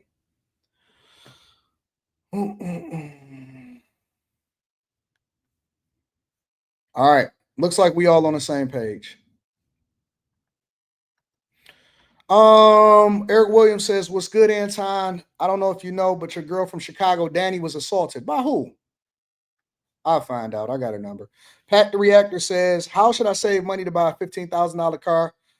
Should I use stocks or should I just save it in a regular account? I think that you should put it in a brokerage account. And once you run up a bag and you dollar cost average to where you get a balance, that's enough. If you decide that you want to pay cash for a $15,000 car, then pay cash for it.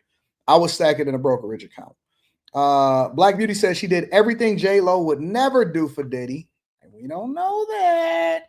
Darren says, welcome to Richmond, Anton. I'm out here. I have a small YouTube channel called Opinionated. I'd love to talk to you about growth or even have you on. Send me an email at antondaniels413@gmail.com. Dame Dash says, thought you sent the extra 100 for tithes and offerings. Enjoy it, bro. Listen, y'all got an extra 100. My mistake is your blessing. I ain't tripping about it. DJ Vapor says, Anton, help me to understand the original charges about sex trafficking and abuse of guns. Found, how does the case start off with Cassie after she got paid? I don't know how the case started off. I think it started off really once they got their CNN footage. Then they started going for the Diddy tapes because I think a lot of people was trying to absolve themselves of getting caught up because they feel like something was about to happen. Fatal says, H trafficking is about exploitation, not movement. The core of H trafficking is exploitation through force, fraud, or coercion for labor or commercial sex acts. But he didn't actually benefit. Well, we'll get into that. I'm gonna hold off until the defense cross-examines her, and then I'm gonna give my opinion. Elam says if Diddy's lawyers can prove consent, he is going to get out. Women getting away with lies over #black fatigue. Myron was in the courtroom and broke it down fully. Yeah, I was checking out Myron. Victor Williams says low capacity people always resort to, well, if that was your child, grow up. Parents should be in prison with R. Kelly. Facts. Word Custom says F the parents too. If I give you free drugs, don't mean you have to sell them. So R. Kelly ain't have to touch on them. He's still a sicko 100%. Whiskey Pierre says Anton, shalom and blessings. While the sheep eating grass called gossip, looking for the other way. I'm reading up on stocks, remembering the 8 things, prepping to run up a bag even more. Make sure y'all tapping into the Patreon, y'all. The Patreon, a link to the Patreon is in the description of the video. Just saying good things. I still don't like Jazz says they call me Mr. Bibbs. Lex, please. What up, though? Jason Johnson says Puffy had Pac killed in 1996. 80 salute for all of the game that you teach. Shout out to Just King. Shout out to my people over there in Japan. Says, good early morning, Anton. Your daughter sounds lovely. I have one request for her. I hope when you leave this earth, she makes a bigger impact than her father. In Japan, we wish for our kids to do the same. Shout out to y'all over in Japan. I like that. Mr. Lott says, late to the stream. Just left Detroit Academy in Arts and Sciences. Encourage some kids to get into STEM. Salute to the chasers. Pour back into the youth if you can. Shout out to Mr. Lott. I love you, bro. Self-Made Forever says, Big Money Daniels, I'm here. I'm ready to hear you and Molly movie review of Final Destination Bloodlines over the weekend. I might have to check it out. Anton Black Man, thank you for the black love and the money, says Cynthia Hayes. You're welcome. Breezy says, hi, Anton. I live in Richmond, too. Are you in town hosting any financial advisory events? I'm on the I Choose You 2 tour right now. All right. The financial tour is going to be next year. This year, I'm doing the I Choose You 2 tour. Now, if you want to come on the I Choose You 2 tour, then that's a different conversation. Because you too cute to just get financial advisory. No, I'm just messing with you. Make sure y'all hit a like algorithm. Subscribe to the channel and turn on your notifications. All right, y'all. Let's get into Tory Lanez.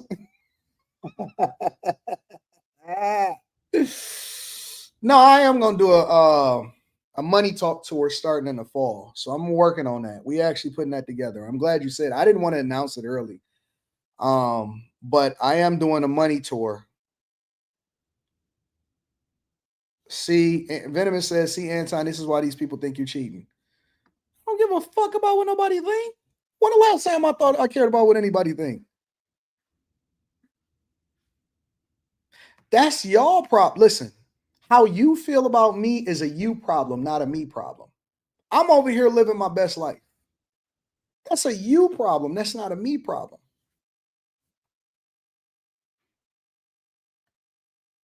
I don't care what people think at all. Not even a little bit. I walk around with my pajama shorts on. See that bag right there? Y'all see that bag right there? That's a gift. That's a Rita gift. I just got that gift for Rita. She loved that bag. It's the new Gucci bag. It's the Gucci. It's like a duffel bag, though. It's actually a pretty big bag.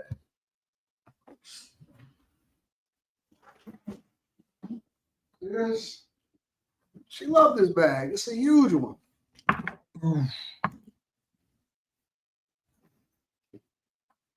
She's happy with the gifts. She's not worried about what you guys worried about. If the wife ain't worried about what Anton is doing, why do you got to keep telling me about how insecure y'all are about my relationship? I've been married for 2 decades. I ain't worried about what y'all. Not worried about y'all. Let's get into Tory Lanez and let's stop focusing on my infidelities, okay? Let's stop focusing on my infidelities. Let's get into Tory Lanez, all right? So, I am not happy about what's going on with Tory Lanez because I don't even want to say I told you so. I don't like the fact that I have to say I told you so.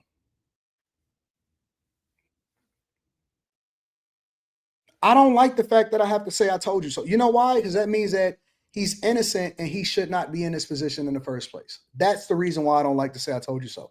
But this is what they had to say about Tory Lanez at the press conference. Make sure y'all hit a like for the algorithm, subscribe to the channel, and turn on your notifications. Peterson on how he's doing. It's really sad to see the situation that he's in. And we think it's time. Wait. Somebody said because you talk a big game and it's fake.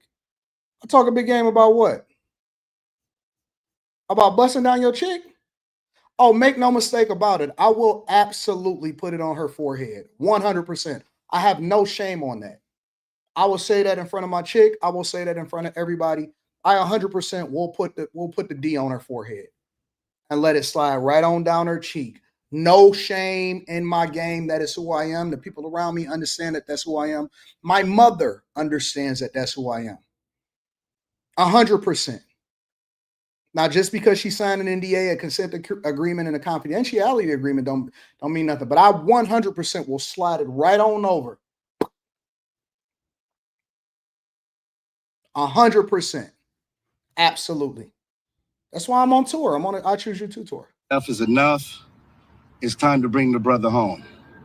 So with that, I would like to bring up our lead consultant, Mr. Walter Roberts.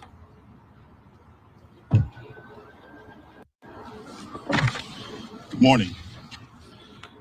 We are here today to bring to your attention some information Unite the People believes is exculpatory in Mr. Daystar Peterson's case, professionally known as Tory Lanez. Recently, we've been made aware that a member of the media, Mr. Gianno Caldwell, was working on an op-ed for the New York Post regarding Mr. Peterson's innocence. During his work on that op-ed, he became aware of some information in Unite the People's possession regarding a statement that was given to Unite the People by someone with information relevant to that case. The New York Post recently reached out to the prior district attorney, George Gascon, Megan Pete and her representatives, and Kelsey Harris and her representatives. The only party that responded last week was Megan Pete's representatives with a request for more information. A few days later, Mr. Peterson's brutally attacked in his jail cell.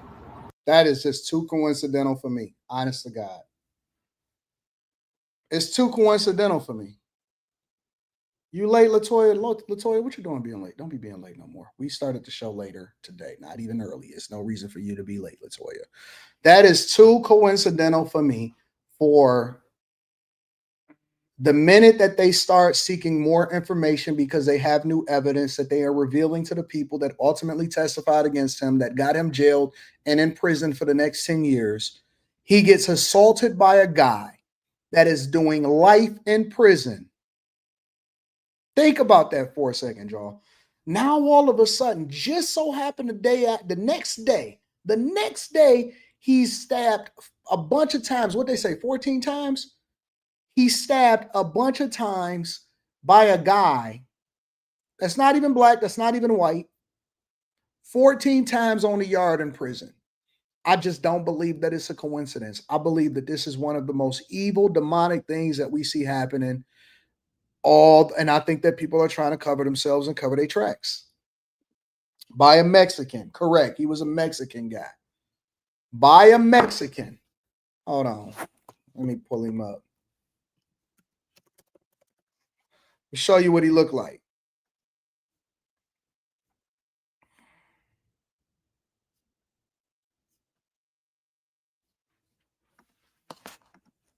See if I can get it up.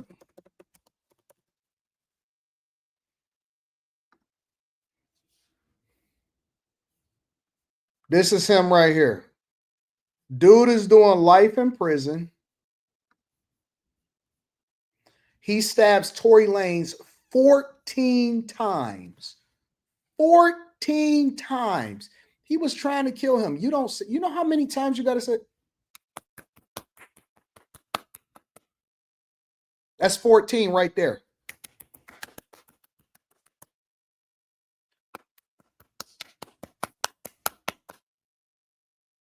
That's a hit, bro. That ain't no beef. That ain't us fighting. That ain't us getting into it in a chow hall and going back and forth. That is a hit. When you stab somebody with a shank 14 times, you trying to kill them. That is a hit.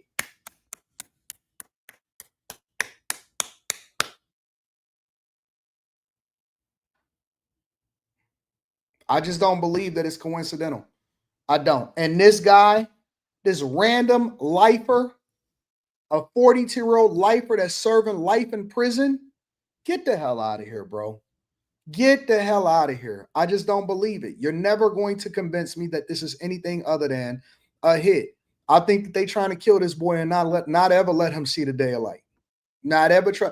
I think Slimmy gonna go crazy on this one tonight when we had this conversation, honestly. Unite the People represents Daystar Peterson in his appellate process. We filed an appellate brief and a writ of habeas corpus on his behalf. The district attorney's office has already responded. The case is fully briefed. We're just waiting for the appellate court's decision. We were willing to wait for the appellate process to play out, but given that brutal, unprovoked attack, we felt it necessary to come here today to provide you with this information.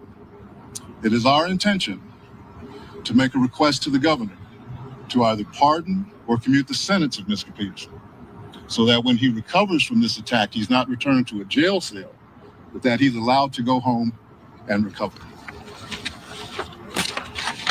Not long ago, Unite the People was approached by a gentleman named Bradley James. Mr. James informed us he was working as the bodyguard and driver for Ms. Kelsey Harris during Mr. Peterson's trial. As such, he was in close proximity and he had privy to conversations she was having with her husband and others. Mr. James informed us he was not under a non-disclosure agreement or a confidentiality agreement and was free. Now, we're thankful that this man did not have a confidentiality agreement or a non-disclosure agreement, an NDA, and that he is privy to information, conversations, and going forward, and he is listening, watching, paying attention. This is an oversight on people on their team that knows what they're doing. They know what they was doing. Man, I knew Meg Thee Stallion was lying the minute that she showed up on Gayle King. Before we ever seen any evidence, when she was up there and Gayle King asked her that question, and she started saying them fake tears, and she was like, oh, we did not sleep together. And then she voluntarily admitted that he was busting her down for a real one. He voluntarily admitted that he was that she voluntarily admitted on her own documentary that she was busting it down for a real one. And everybody just glossed over it and didn't make no frets about it whatsoever. This is the worst thing ever, because we'll sit there and we'll advocate for people that did some of the worst things in society that we know is they guilty. They want to throw people under the bus that they don't even know if they're guilty or not. They just get an accusation thrown. They'll listen to Jaguar Wright before they actually listen to the evidence. The woman said out of her own mouth, she killed her own credibility, and they still sent this man to jail. And you think that you above it? Listen, if they sending Tory to jail and then they trying to put a hit on him, guess what? You ain't got a chance in hell, bro. You ain't got. I said it. I screamed it from the mountaintop. They tried to cancel me. They tried to say that I was misogynist. They tried to say that I hate women. They tried to say that I don't believe women, that we need to believe all women for weeks and weeks and weeks. And these crazy women that was on my panel was sitting there telling me that, and including, y'all know who. Y'all know who. And I said it, and I stood on it, and I stood 10 toes down on it. And these people said that I was crazy. They said that I was crazy. They said that he deserved to go to jail. He deserved to be in prison. He needed to do longer than 10 years. And now that the evidence is out, I want apologies on behalf of Tory Lanez from every single woman and every single simp that said that he deserved to be in jail. Free Tory Lanez and free Diddy. And I'm standing on that too. Right back after that. Free Tory Lanez and free Diddy. To speak with Unite the People, and that he was doing it because his conscience would not let him not speak and leave a man in prison for something he did not do. Mr. James informed Unite the People that he was a witness to the conversation Ms. Harris had, where she stated she had the gun, she fired it 3 times. Mr. Peterson grabbed her arm and knocked it down, and the gun fired 2 more times. In essence, Mr. Peterson never shot anybody, never even touched that gun, never fired the gun.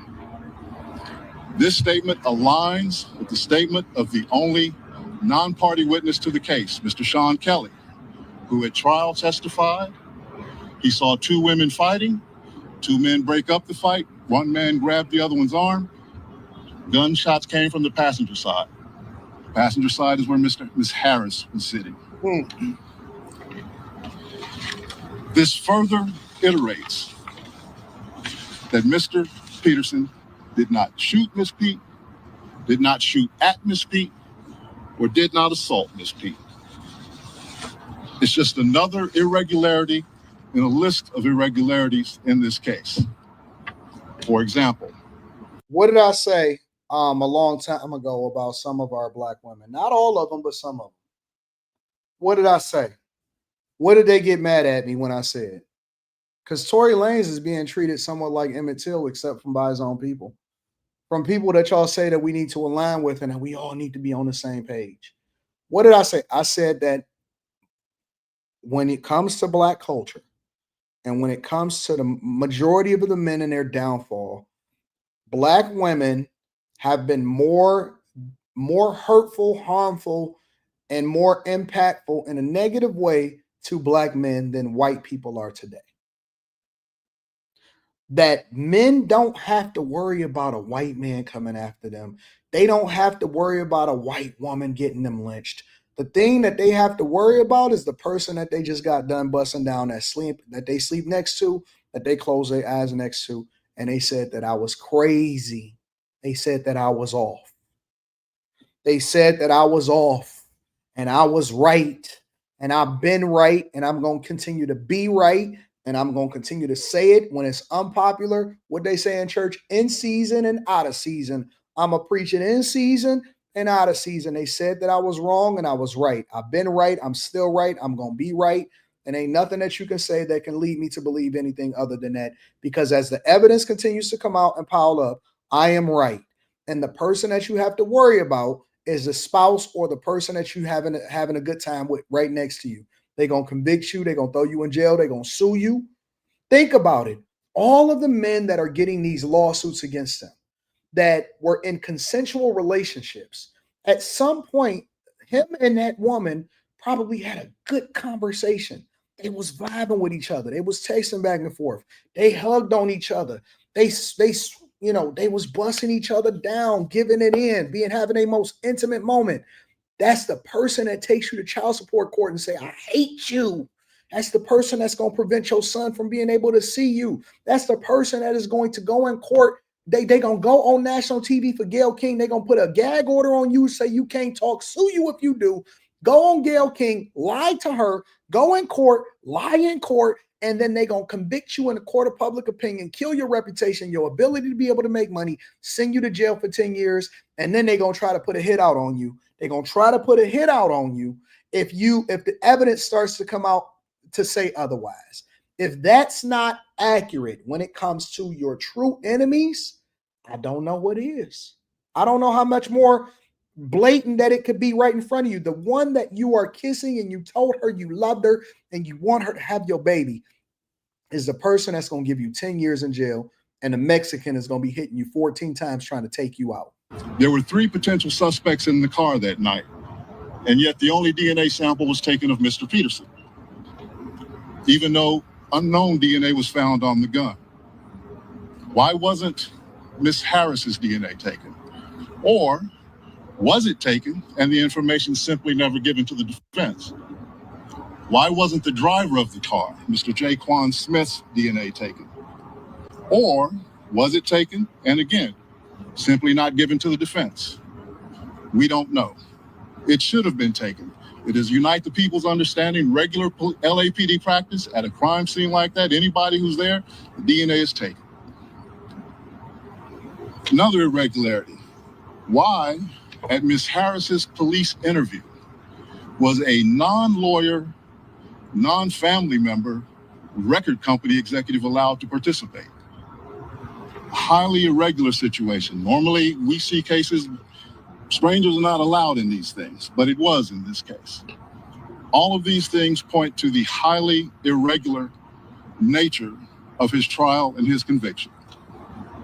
It is our contention that he was wrongly convicted. And while we at first were willing to let the process play out, it is our contention now that if he is not pardoned or released promptly, he may never come out. And that would be the ultimate injustice, is that he gets killed in prison for something he did not do. At this time, I'd like to bring up Mr. Gianno Caldwell, the media member who was working on that op-ed for the New York Post. Thank you. Y'all can go and research the rest of it. Somebody in the chat says, is Cassie black?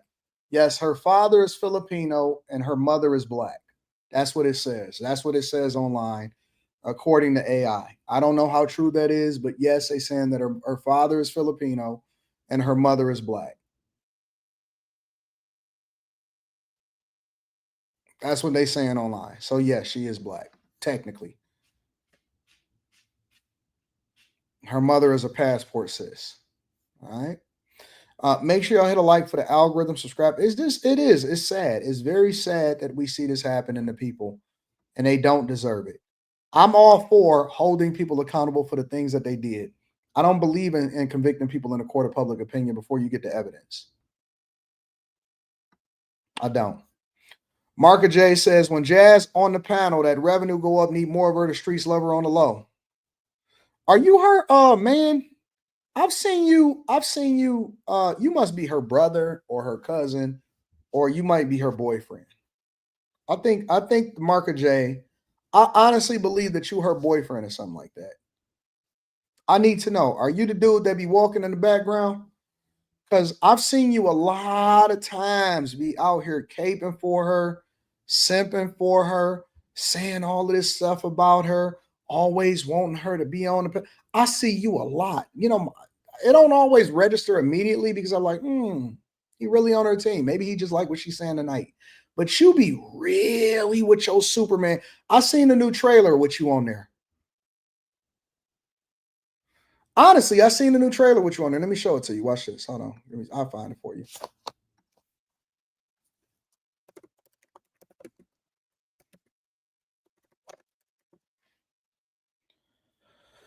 Have you seen it? Y'all seen this trailer? Check this out.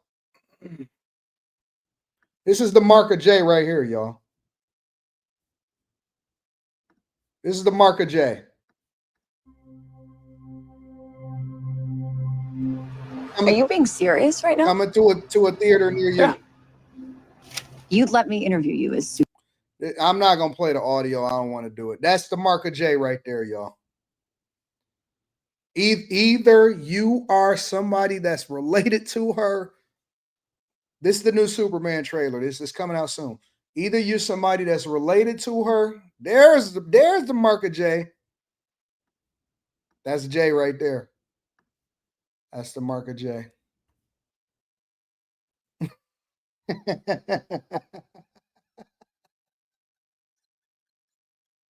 Jay, how do you know her? What do you mean the streets love her on the low? Who is it? Who's the streets? What streets are you talking about? What streets are you talking about? Why are y'all caping so hard? Hold on, let me see if I can find a marker J real quick. There he is. There's Jay. Jay and Jazz.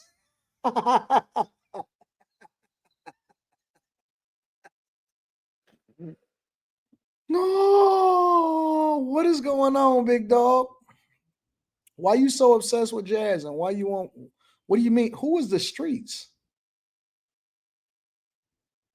And I'm not saying that she's good or she's bad. I think that Jazz is Jazz. Whatever that is, Jazz is Jazz. But I'm just saying that why you? Because you've been saying that a lot. I just want to know what's happening. I'm trying to figure out who's who and what's what. Just sent you an email. Thanks, Anton. All right, Darren, I appreciate you. Lock Meg up. Facts. I think she needs to go to jail. And they really trying to make Tory do the same amount of time that Sean did. Gavin Newsom should pardon Tory. Oh, Gavin Newsom got his own problems. We're going to talk about that later on today. Slimmy going to start talking about the little hats. He is. Trump pardoned Yak, but Tory still locked up. Come on, Trump. Phoenix Blaze says Meg Thee Stallion needs to be behind bars for this typical hood rat behavior that costs this man his freedom and possibly his life. MZG 615 says Tory should have told the truth. He could have freed himself.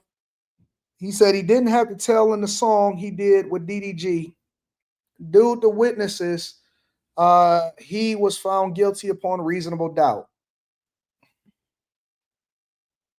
You're supposed to be innocent until proven guilty in the court of law from evidence beyond a reasonable doubt. I don't get y'all. How y'all? So now y'all shaming the victim. I smell a lawsuit on behalf of Tory. I will sue everybody. Dude, I don't understand these women who pretend to support black men, but will immediately say lock them up over any allegation. That's why they're that's why they're getting their passports and leaving us. I don't either, Fukari Ferry. Quarterboy says, Anton, I've been thinking about what you said. I plan on getting my IT certs and then going for my BS in IT. How would you invest $100,000? I would spend the first, however much it took to pay off my debt. Student loan debt, credit card debt, car note, everything. I would remove the debt. The rest of it I will put in a brokerage account. Probably invest in an S&P 500 or an ETF temporarily until I can research the things that I need to invest in. Continue the dollar cost average and stack up until you ultimately can get into real estate. That's what I would do. Quarterboy says, I'm asking about the 100K because I have to flip legally. That's what I would do. What do you mean you have to flip? I don't know what that means. Hey, Anton, you heard that black guy from Florida was arrested for having 3 wives that were all white. Yeah, I did hear about that. I heard about that. I heard about it. Make sure y'all hit a like for the algorithm, subscribe to the channel, and turn on your notifications. Let's get into the politics, y'all. Got to bring y'all up to speed on what's happening with Trump and making sure that y'all up to date on what of it. This is him speaking on Air Force One with Sean Hannity about his new deal that's coming with China. Check it out. Mr. President. Hi, thank you very much. Okay, by the way, we're on a beautiful Air Force One. Not a bad plane. Not bad at all. Not bad at all. It's a beautiful plane, and we're doing a lot of business. We have a lot of good things happening. Okay, so this is an amazing week so far. You get a deal with China. I'm just going to list it, and then we get into detail. India and Pakistan played a big role. Hopefully, the peace stands. You slash prescription drug prices. Most favored nation, the American people, will get first dibs in terms of prices. The last American hostage has been released. We're on this trip to Saudi Arabia, Qatar. There's not much going on in your life, is there? Well, I've been busy, but I've enjoyed it because we're getting things accomplished. We're getting things done. You know, you can have times when you're working very hard and not getting things done. That happens too. But we're getting a lot done. I don't think there's ever been a little period like this with the potential nuclear war. And two countries, they have very good leaders, people I know very well. And, you know, it was a very important process. We got involved with India and Pakistan. You got involved early. Yo, I've never seen a president get this much done in this short amount of time, and is this visible in doing it. Give us a little insight. What happened behind the scenes? How were you able?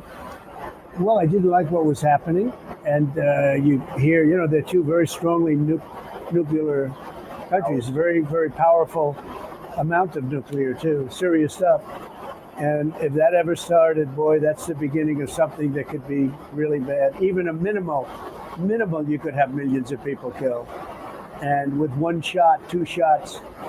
And I just thought it was something we could get involved in. And I did a good job. Marco did a good job. And JD did a good job. We sort of were a team. And we, I think, convinced them to let's have peace and let's go and make trade deals. If we can make trade deals, we like that much better than nuclear weapons. That's usually the way that you solve for problems is help people get money. If you ever want to convince somebody that they need to do things differently, even if you want to go into the hood, hey man, what you doing, bro? Why y'all beefing with them? Y'all know y'all gonna bring all of this heat on y'all. Y'all know y'all gonna have all of the police running down your stuff, messing up the money and stuff. Hey man, listen, what if I can get them to focus on this? The supplier been doing this and so on and so forth. What if I can hook you up with the plug? I hook him up with the plug. Y'all stay in y'all own territory, prevent each other from getting into a beef, and then y'all focus on getting to the money. Man, let's get this money, bro. If you ever want to incentivize people to not go to war or to not beef with each other or to not crash out, you got to put some money into it. If you want to incentivize them to have war, then you can get a woman involved. But if you want to, the minute that people see women, they ready to crash out immediately. They gonna crash out over two things: money and women. Either you messing up the money or you not getting enough money. And so when people start getting dusty or they get too greedy, but if you start listen, if you want to fix the situation, hey man, let's put the guns away and let's get to you see the women at the door? You can use women to start a war, or you can use women to end the war. You can use money to start a war, or you can use money to end the war. If you start talking about that bread and then start getting that trade deal done, people, you know what? Man, ain't no use in dying over that little skank. And she was busting it down for a real one. And man, I don't know what I'm thinking. Have you ever talked your homeboy off of a ledge because he was about to crash out over a chick? Have you ever talked your homeboy off of a, hey man, hold on, bro, look. Wait a minute, man. I thought you said you ain't care about that little hoe when she first came around. Now you about to crash out over her? Yeah, you right, dog. What I was thinking. I got too caught up, man. Dog. Hey man, come on, man. Let's go out to the strip club, man. Let's go find some new baddies. You replace that chick with a new chick, he don't even remember nothing about her. He ain't even tripping about her no more. Now he done came to his senses because he was all caught up, he was all focused, he had that chick all in his head. Now he come to his senses, he back. He back. He ain't tripping off of her no more. He over. He ain't even tripping. Now she crashing out because he ain't focused enough on her. That's how you fix a situation. That's how you get a deal done. And that was a great thing. And we did a good job with the Houthis. They stopped with the shooting of the ships. They like shooting ships. Is that a done deal? Because there's been conflicting reports that some of their leaders are saying, oh, that's not true. Well, it is with respect to America. Now, you know, you can't always count on somebody necessarily telling the truth, but their surrogates were very strong, very powerful, very good relationship with them. You know, they're tough fighters. They can take a lot of punishment, but they with respect to America, they say it's true. So we'll see. You'll know. You'll be the first to know, won't you? Well, I follow the news closely. I read everything. I think We'll the talk biggest about it tonight, surprise tomorrow. from this Tomorrow I'm weekend, talking about it. it was a week ago Friday, where I'm I not saw prepared to that talk about China announced, quote, if the president is serious, we will be willing to negotiate with him. And Scott Bessent, your Treasury Secretary, met with their representatives in Geneva on Saturday. That's true, Mr. Locke. That's a On good one. Monday, you're announcing a trade, or actually on Sunday, you announced a deal with China. Yeah. How did that happen that quickly? Well, they met on Saturday and Sunday, and they had a deal pretty much from the beginning. It was the concept of a deal. And, one of the things that, as you know, it's sort of a 90-day deal as we negotiate other aspects. But one of the things I think that could be most exciting for us and also for China is that we're trying to open up China. Because, as you know, many years ago, we opened up the USA. Now it's time for China to open up, and that's part of our deal. And we're going to open up China. To me, that's the most exciting part. But yeah, we made a deal. The relationship is very good. I've always had a good relationship with President Xi. It was interrupted because of COVID, obviously. But outside of that, I've always had a great relationship, a lot of respect for him. And we'll see how that all works out. But we have the confines of a very, very strong deal with China. But the most exciting part of the deal, it was mentioned, but we don't talk about it yet. That's the opening up of China to U.S. business. And that would be like opening up a whole new world. And I think it would be even better for China. So I think we'll be able to make that deal, I hope. At any point, do you foresee yourself dealing directly with President Xi on the final details of this deal? Yeah, I could see that. I mean, I'm not sure that it'll be necessary, but that happened with the UK. We were close to a deal, but we needed 1 point or 2 points on pork and ethanol, okay, two very different subjects. And I called up the Prime Minister, who's an excellent man, Keir, excellent man. And within about 3 minutes, it was over. We made the deal. It was a good deal for everybody. And we have a lot of deals now. We have a lot of trade deals that I'd say virtually everybody wants to make a deal. So one of the things that he said that he's excited about is China opening up. I'm going to tell you one thing that I'm concerned about, and I'm going to tell you why I actually agree with him on his excitement about opening it up. Because what it does is it opens us up to opportunities to make way more money by not just selling to our own people here in the United States of America, but for us to be able to do business and offer products over to the Chinese, which then helps us make way more money. It helps small businesses, it helps large businesses, and it helps America to grow. Because for so long, we've been so interdependent on us the same way that they interdependent on us, and we haven't had access to be able to market to them, to be able to do business with them. The only thing that I'm concerned about is that the Chinese are notorious. And one of the things that I think that is included in this deal is that they really need to be held accountable for stealing IP and stealing proprietary technology. That is the biggest thing.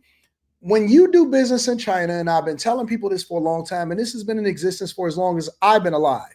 When you do business with China, historically, you had to partner with a Chinese company to even be able to open up a plant, a manufacturing facility, a store, anything. It had to be a 5149 deal. When you then got into business with them, eventually they learned what you did. They stole your technology. They pushed you out. They created a company that did it cheaper.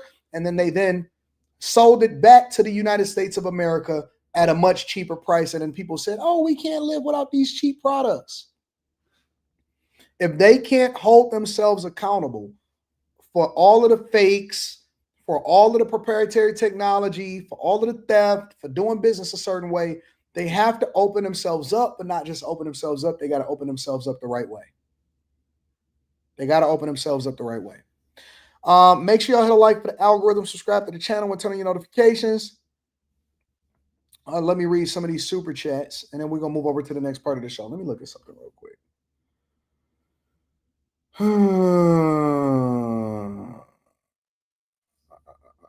Make sure I ain't missing nothing.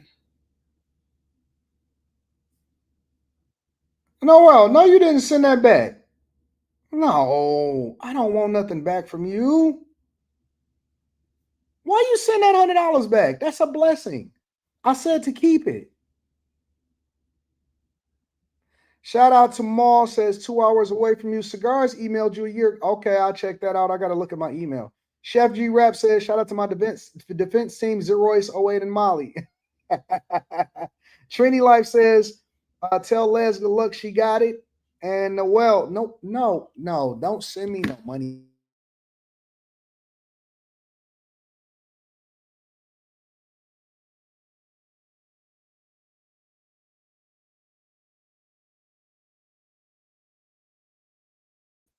Are we back? Oh, they put me back on the hotel Wi-Fi? All right. I appreciate you. So listen, let me know if you need anything. I might just send it back this afternoon. It's a blessing. We back. I love y'all. Y'all such good people. All right, y'all. It looked like they automatically attached me back to the hotel Wi-Fi. Because I was streaming attaching to my AT&T. Anyways, make sure I hit a like for the algorithm, subscribe to the channel, and turn on your notifications. Let's go over to, this is something that I really wanted to have a conversation about, birthright citizenship. All right. Trump is pushing to end birthright citizenship. The Supreme Court is looking to take this up. And I think that this is an important conversation to have. And of course, a lot of you are familiar with my take on it, but let's see what it is, because this is an issue that is actually in the Supreme Court right now. Make sure y'all hit a like for the algorithm, subscribe to the channel, and turn on your notifications. If you have not already, get Tiege Hanley 40% off your first order, 20% off for life. Tap into the Patreon. The link to the Patreon is pinned to the top of the chat. It's a phenomenal product. We're going to rock out on that, all right? And then we're going to read Super Chats after this segment. Fight over birthright citizenship arrives at the Supreme Court today. The justices are scheduled to hear arguments later this morning. President Trump signed a series of executive orders on his first day of his second term, and among them, an order to deny some people the right to citizenship, even if they were born on U.S. soil. CBS News chief legal correspondent Jan Crawford is tracking this from the nation's outside the nation's highest court and joins us now. Jan, good morning to you. We know that today's arguments include the birthright citizenship executive order, but the justices will really be looking into this topic of universal injunctions. Just explain that for us and what a ruling could mean. Right. I mean, you're absolutely right. And obviously the issue of birthright citizenship, whether you're automatically a citizen just if you're born here on U.S. soil, which is what people long have thought over 100 years, of course, you know, that is such an important issue. And President Trump is saying that if your parents were here illegally, then it doesn't apply to you. So that would obviously affect a lot of people who are going to be born in this country. But the justices are not looking at the underlying merits of that legal question. Instead, they're looking at whether judges can block it nationwide. So when you file a lawsuit, you go before a judge, and maybe you're a part of a class of people going before a judge in a certain region of the country. And that ruling applies to you and the other people who have sued with you in that region. But what we've been seeing more and more often is that judges are entering their orders in a lawsuit in their courtrooms, but they're applying it to everyone across the country. That's called a universal injunction. It applies to everyone. And that's what the justices are going to take a look at today, because in this birthright citizenship, all these challenges, there have been a bunch of them. 3 judges have filed what we call universal or nationwide injunctions. And so the justices are going to look at whether or not those things are too broad and whether they should just apply to the parties, the people who are there right before the judges. Yeah. First of all, they do need to end it. I see a lot of y'all saying to end it. Bread Cup, my girl Mika is saying end it, end it, end it. I agree. I think that we need to end it 100%. And the reason that we need to end it, and it shouldn't even be in existence, we need to abolish birthright citizenship in this country, is A, it wasn't even for illegal immigrants. It never was supposed to be for illegal immigrants. If they were going to have it, if they were going to create birthright citizenship, which I'm assuming that they just didn't anticipate what we were going to be dealing with in 2025, birthright citizenship was created for descendants of slaves, people that came over here or was brought over here against their will, and then their ancestors or them and their ancestors were the ones that were in the fields. They were working. They were indentured servants. They were in indentured servitude. They were bought and sold and traded. They were looked at as cattle, nothing more. They were looked at as items. Once they then was considered, or once they were considered as people, then they needed to be considered as citizens so that they could have the same rights as everybody else. And so then they created birthright citizenship so that you can have a pathway to citizenship. Your children can have a pathway to citizenship, regardless of whether or not you were born here in this generation or previous generations you were born. You then became a citizen of the United States of America through birthright citizenship, because even though your ancestors or your mother and your father were not from here, then you were then granted citizenship as a result of what it was that they involuntarily had to do in this country, because they built this country. They were a part of the system that created this great country that we now live in, and the opportunities largely came from and was built on the backs of those that did it for free or did it under duress. And so it was a pathway to citizenship for people that came over here or was brought over here involuntarily. That's where birthright citizenship. And now it is being used and leveraged by people that has come over here illegally. And it happens across the board. It's not just from people that cross over the Mexican border. It's not just from people that cross over from Canada. It's not just from any of those people. It's from people that come over here from China, Japan, Europe, India. They come over here from all of these different countries, Haiti, Ghana. They come over here from all of these places across the world. Across the world, they come over here, and then they have children here. A lot of times what Chinese and Japanese women and Korean women would do is that they would be pregnant. Once they got pregnant, during their pregnancy, they would hide their pregnancy on their way through the airport in order to visit the United States of America as a visitor. They would have their child on American soil. That child would then be granted citizenship, dual citizenship, in both where they're from and where they had their child from. And so they then had an opportunity to be able to take advantage of the American dream and be able to basically circumvent the true green card process, the true citizenship process of becoming a citizen in the United States of America. They finessed the system. You had people that was coming over here illegally, and in order to stay over here, they then had children that was busting it down for real. When they would have children, then they would say, oh man, you can't ship me out of here, or my child is a dreamer, or my child is birthright citizenship. They were born here in the United States of America. I hate when I hear people say that.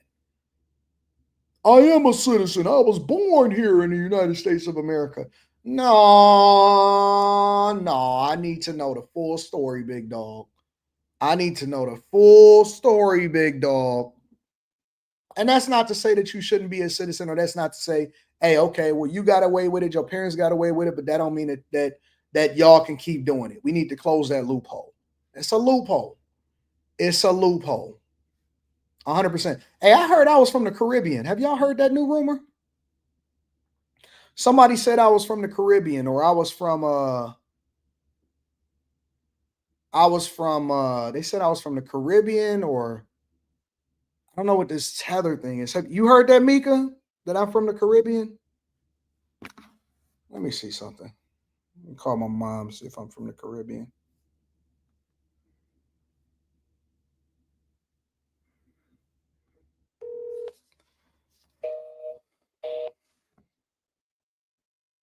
Heard I was from the Caribbean. It's got some new rumors out. I don't know who dug up my ancestry. What's she doing? Call me. Yeah, I heard I was from the Caribbean. New information to me too. Anyways, let's continue over with the show.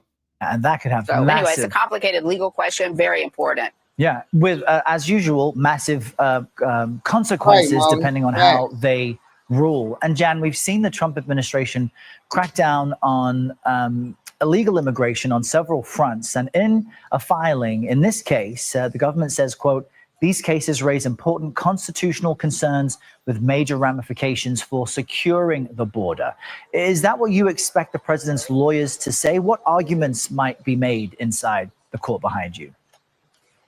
Well, I think that we may get some hints on how the justices feel about the birthright citizenship issue, even though I don't expect any kind of ruling on the merits of that. And I don't think the Trump administration is going to be arguing that they have a right to kind of change the way people have thought about birthright citizenship. Not in this case. I think they're going to have to take it eventually, but not in this case. Instead, they're going to be arguing that judges they don't have the authority to basically set policy nationwide, that they don't have policy under their own constitutional authority in a federal judge vis-a-vis Congress and the executive branch. So they're saying that these judges are exceeding their authority and they should no longer be able to do that. And let me just say, Errol, this is not a partisan issue. The Obama administration, the Biden administration, they also opposed these nationwide injunctions because when they were in office. Where'd you hear that from? How can you think that if I never said it, Hannah? How could you think that if I never said that? Let me see. What is mom doing?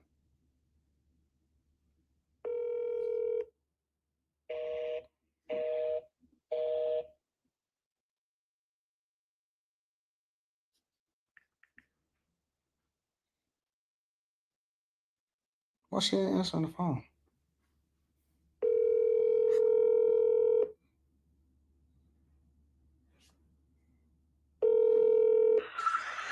Hello, Mr. Daniels. Yo, Greg D, I'm on a live stream. What you on about? Not my favorite thing in the world. What's going on? Hey, I heard. Okay, so I'm hearing these rumors, and I don't know. Maybe they know something that I don't. Are we Nigerian, or do we have Nigerian parents? We don't have well, I don't know what they are, but I took a 23andMe, and you did a 23andMe? I did. You want to know the full breakdown? Yeah. What is the breakdown? What is a 23andMe? Explain it to me. It's a DNA test that breaks down your ancestry composition. Okay. So we are 79.5% sub-Saharan African. Sub-Saharan African? Yeah, so 70% West African, which is Nigerian, Ghanaian, Liberian, and Sierra Leonean. Mm-hmm. I hope I'm saying all that right. And then it's like some smaller groups like Broad West African, and then Southern East African, and then 18.9% Northern European, which are colonizing stuff. What? Wait, 18.9% what? Northern European, so that's British and Irish. Okay, so name them all in a group. British, Irish, what else? British, Irish, Nigerian, Ghanaian, Liberian, Sierra Leonean, and like broad West African. So that's basically it. And then you got 0.8% Indigenous American, which is, Native American. We ain't got no Indian in our family. Our family, you do. So we mutts. Basically, everybody is. Well, a lot of people are. I'll just say that. It's impressive. Yes, sir. No Jamaican like they lied to us when we was growing up. Who said that we was Jamaican? A lot of people. You don't remember that? They said that. Mm-mm. I remember going to Dawson, Georgia, and seeing them stupid stick houses that we didn't want to stay in. Yeah, they went right there. Never went. I wasn't gonna stay in them houses, and we had to go and visit our father's families and all of that other stuff. That's all I remember. Yeah, they said that grandma's husband was Jamaican. So wait. Our mother's husband was supposed to be Jamaican? That's what they said growing up. And then when we went to Jamaica when I was 18, they was making a big deal out of it. Yeah. But we're not Jamaican. Apparently not. He was grandma's husband was from Bakersfield, California. Yeah, but you ain't talking about where they from here. You're talking about, origins, ancestors. Ain't nobody Bakersfieldian, like, nobody cares about that. It's just regular American. We're talking about where your people is from. Who are you? Interesting. Yeah. All right. Okay. Bye. I'm glad he took it, so I didn't have to take it. Anyways, well, my father's, I don't know who was from where. I have no clue. My grandfather's grandfather is from Dawson, Georgia. They were raised in Georgia. My grandfather eventually came up to Detroit to seek work at, what was it at? Ford Motor Company. And then he brought my father and his brother up here along with my grandmother. My father's name was Aurelius. He was from, wait. My grandfather's name was Aurelius, and he was from Dawson, Georgia. And then my father's name is Thaddeus, and he brought him and my father's brother up here to Detroit along with my grandmother because they was looking for work and all of the factories and the plants was popping off. And so I've had to go back down and visit Dawson, Georgia, which I visited Bakersfield, California. That was on my mother's side. And then I went and visited Dawson, Georgia on my father's side. And I didn't like it. I didn't like it. I didn't like it. I didn't like none of that stuff. I didn't like the stick houses. I didn't like the southern. They was real southern. They wasn't like Atlanta, Houston southern. They were like, you know, them sticks that, you know, farming, have their own farms, controlling they all. You know what I'm saying? All of that. I ain't like none of that stuff. I ain't like none of that at all. So, yeah, it's pretty. Y'all said I'm 18% oppressor.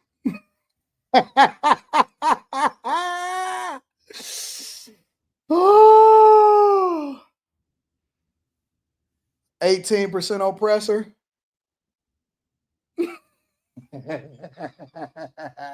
But you know what? I mean, seriously, I think everybody here in the United States of America is a mutt.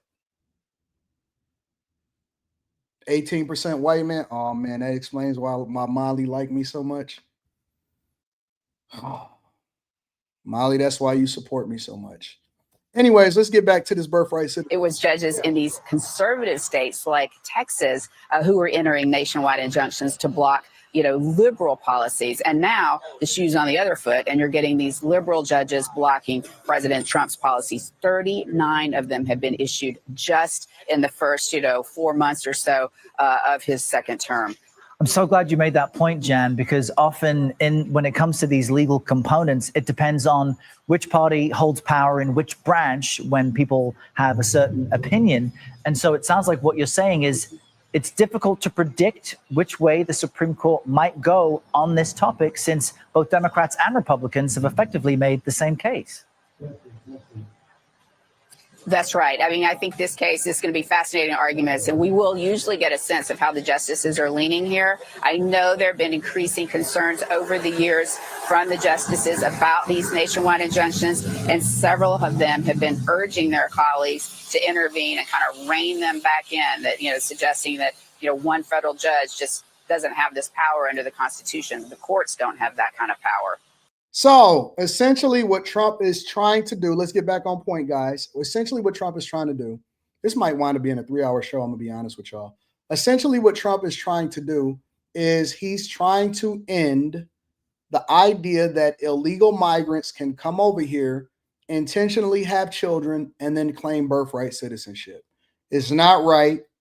It doesn't make sense. And y'all say DNA testing is a scam.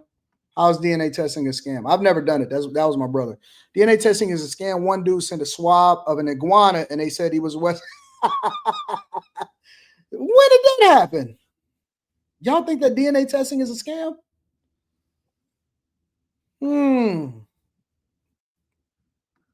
Are there more reputable companies and stuff like that? I want to know more about that. I've never done the DNA testing thing because I don't really care. The only thing I care about is what's happening here in the United States of the Americas. And so that is the thing that means the most to me. Let me read some of the super chats. You have to send a pile of spit in the vial. Ancestry is good companies. I got 18% of white fatigue with Anton.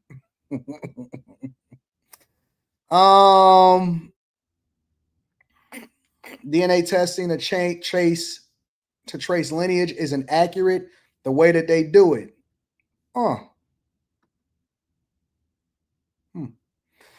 Interesting. Anyways, Alumi GA says, I get having Jazz on for controversy, but she's so exhausting. I'll take Jamisha over Jazz any day. Here's the thing. I don't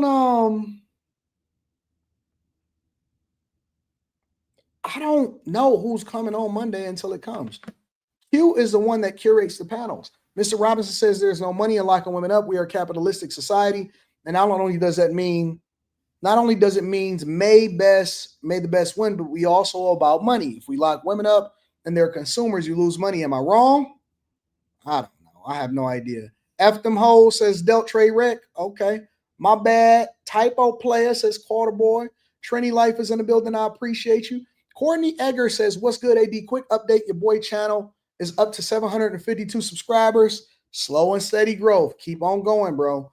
WizRex says you give a Jamaican cab driver in the Bronx. Interesting. See, they wrong on that.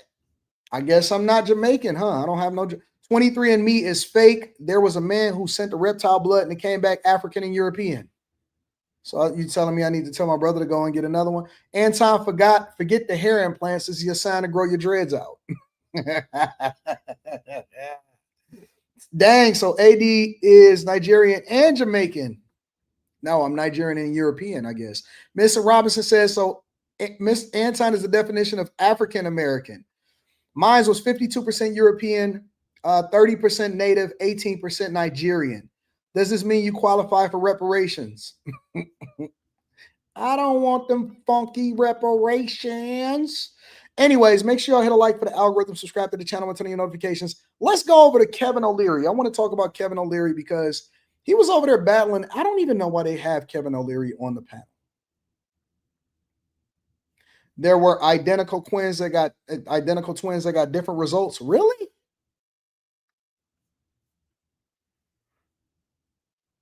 I don't know why they have Kevin O'Leary on the panels of CNN. It just doesn't make sense to me.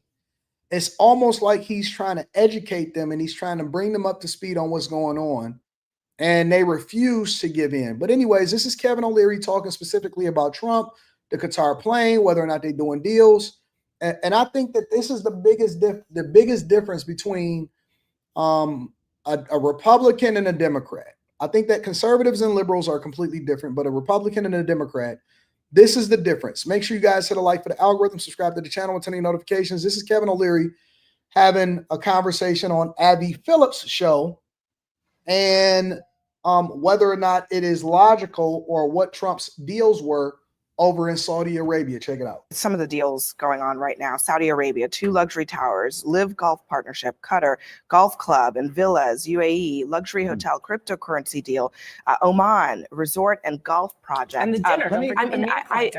I mean this sincerely. I mean, does it bother you that this is happening at the same time that these nation states are also trying to curry favor with Trump himself? Well, it doesn't really bother me that people are in business for years, then their dad gets elected president, and then they continue to go on in business. We knew we were electing a businessman president. We knew his family was in business. So I think the American people have full visibility into that. Number 2. We're talking about new deals here, not existing deals. Well, they're business deals, people. They're cutting deals all the time. You're okay with them cutting deals while Trump is sitting? I don't like the fact that Abby Phillips is always interrupting before people can get 20 seconds of a sentence out. In the White House when he's going over there countries that to are negotiate doing negotiations with We're negotiating with every country in the world every day. Well, let me answer your question, the specific criticism about Hunter Biden. All the things you just mentioned, towers, golf courses, hotels, resorts, tangible things. Cryptocurrency and meme coins, Scott. You do something, money exchanges hands, a service is provided, a tower is built, a golf course is developed. Can you name one tangible service other than finger paintings that Hunter Biden provided for any money that changed hands? I do think that is a critique of Hunter Biden of it all. But you're not addressing the fact that in all of these countries, in order to do any of these things, they have to go to the political leadership of the countries to get them approved. That doesn't address that at all. Abby, at 10:07, Scott was telling me how the biggest modern day conspiracy we've had in terms of a president scandal was Joe Biden and his health. And he said that, and then he criticized Chuck Schumer, right, about the fact that he didn't have any character because he didn't stand up to it. But at 10:27, 10:28, the argument has changed, because what we do know is that there is a $400 million jet from Qatar. What? Did he just try to use Joe Biden's health, his ability to run the country, which is also compromised because we don't know who's really running the country if Joe Biden don't even know his left from his right? If Joe Biden don't even know where the steps is to Air Force One, and people are saying, hey, the whole country needs to be concerned, and the people that are closest or have the most power in Congress, they need to bring this to the front of the congregation, because we don't even know if this guy got Alzheimer's, if he got dementia, or if he's even still there. If he's waking up in the morning, is he a Manchurian candidate? How is that even comparable? It's not even apples to oranges. It's like apples to peanuts. The Secret Service had to join hands to have Biden not go into the forest. Did y'all see Biden over there in the Amazon forest when he went to the G20 summit? That none of the leaders, the world leaders, they didn't even take a picture. They didn't even wait for him to come back to take a picture. They tried to get the word, hey, y'all, hold on. They said, no, we're going to take this picture. What Joe doing over there in the forest is crazy. We're going to let him go over into the forest. He was walking into the jungle. He got lost in the jungle. That's correct, Molly. How does that have anything to do with the price of tea in China? Oh, is this black fatigue? I'm going to start calling every ignorant person that can't make a logical argument.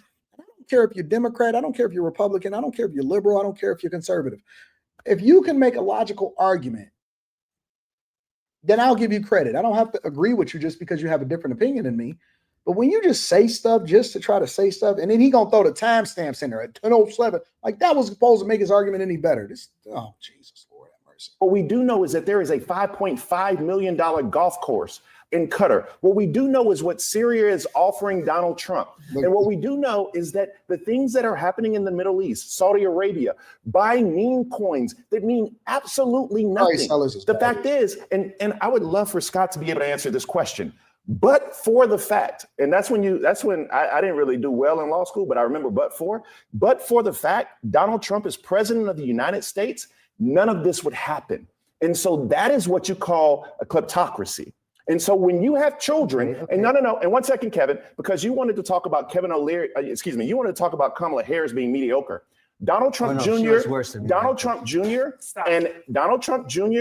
and what's the other one? Eric are the definition of what mediocre is. And I'm okay, y'all. Let me tell you what a strategy is that people use, and let me tell you how I combat that strategy as a master debater. I would consider myself a master debater at this point. What usually people try to do, and you got to identify it quick and you got to rein it in, right, is people will jump all over the board.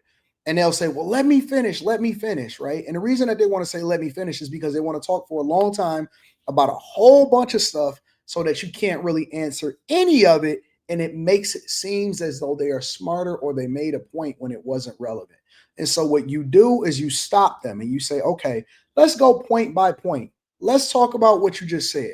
Because him saying, well, Donald Trump Jr. and Eric Trump or whatever it is that he's saying, they're mediocre. What the hell does that have to do with a plane in Qatar. Like, that has nothing to do with anything. And they'll say a whole lot of stuff, and it seems like they're smarter than what they really are. You know, I wasn't really smart in law school, but I remember but for.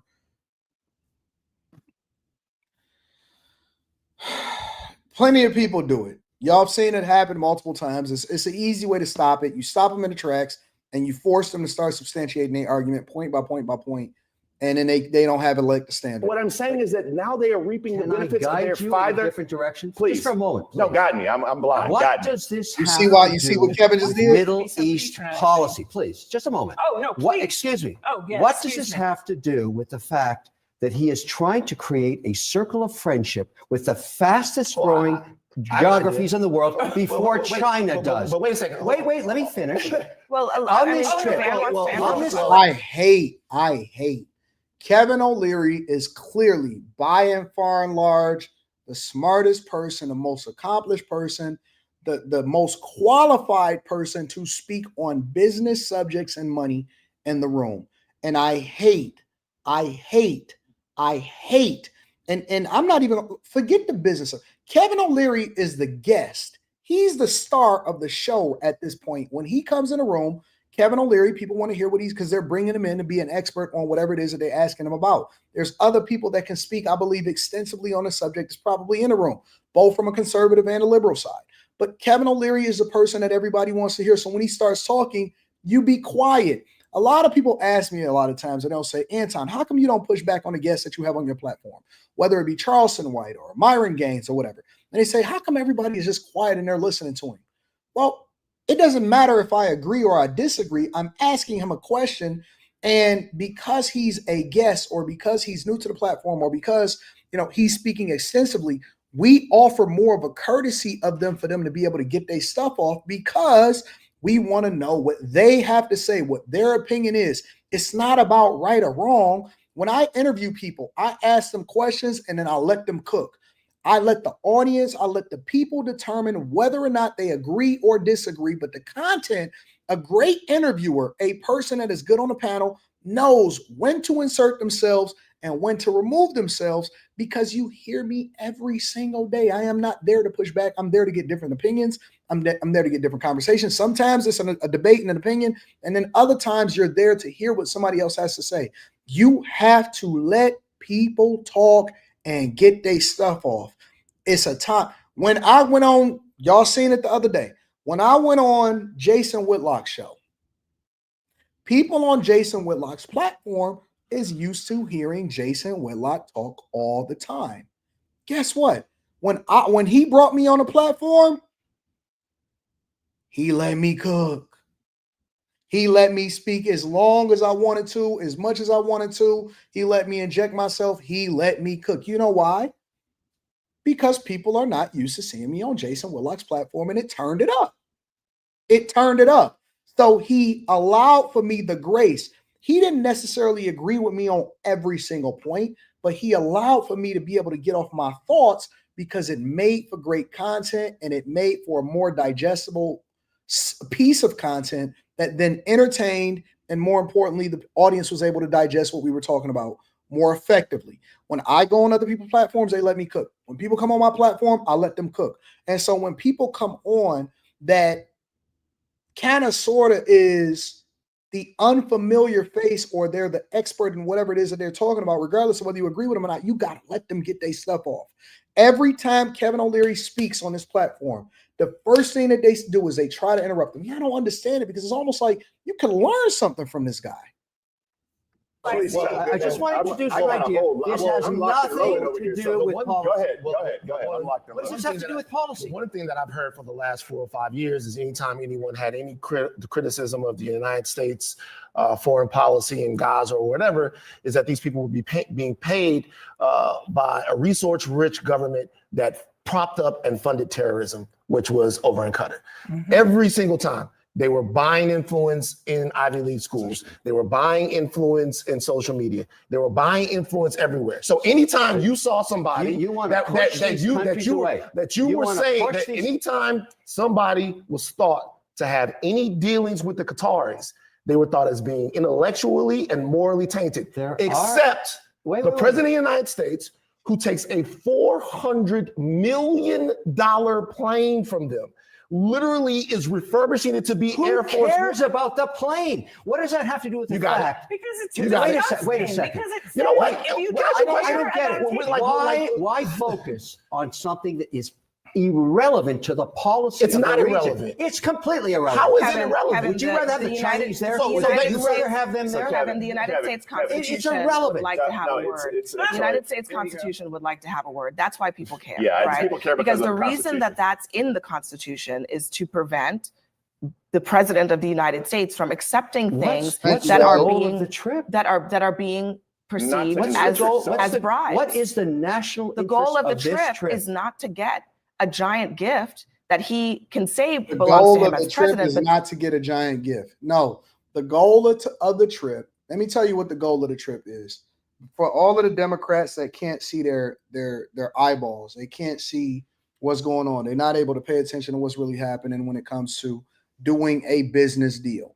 The goal of the trip is to solidify a great relationship that would allow for you guys to not only prosper, but also pushes out and give you leverage when it comes to negotiating with other countries, because they then have to depend on you and your relationship in order to do business with the rest of the world.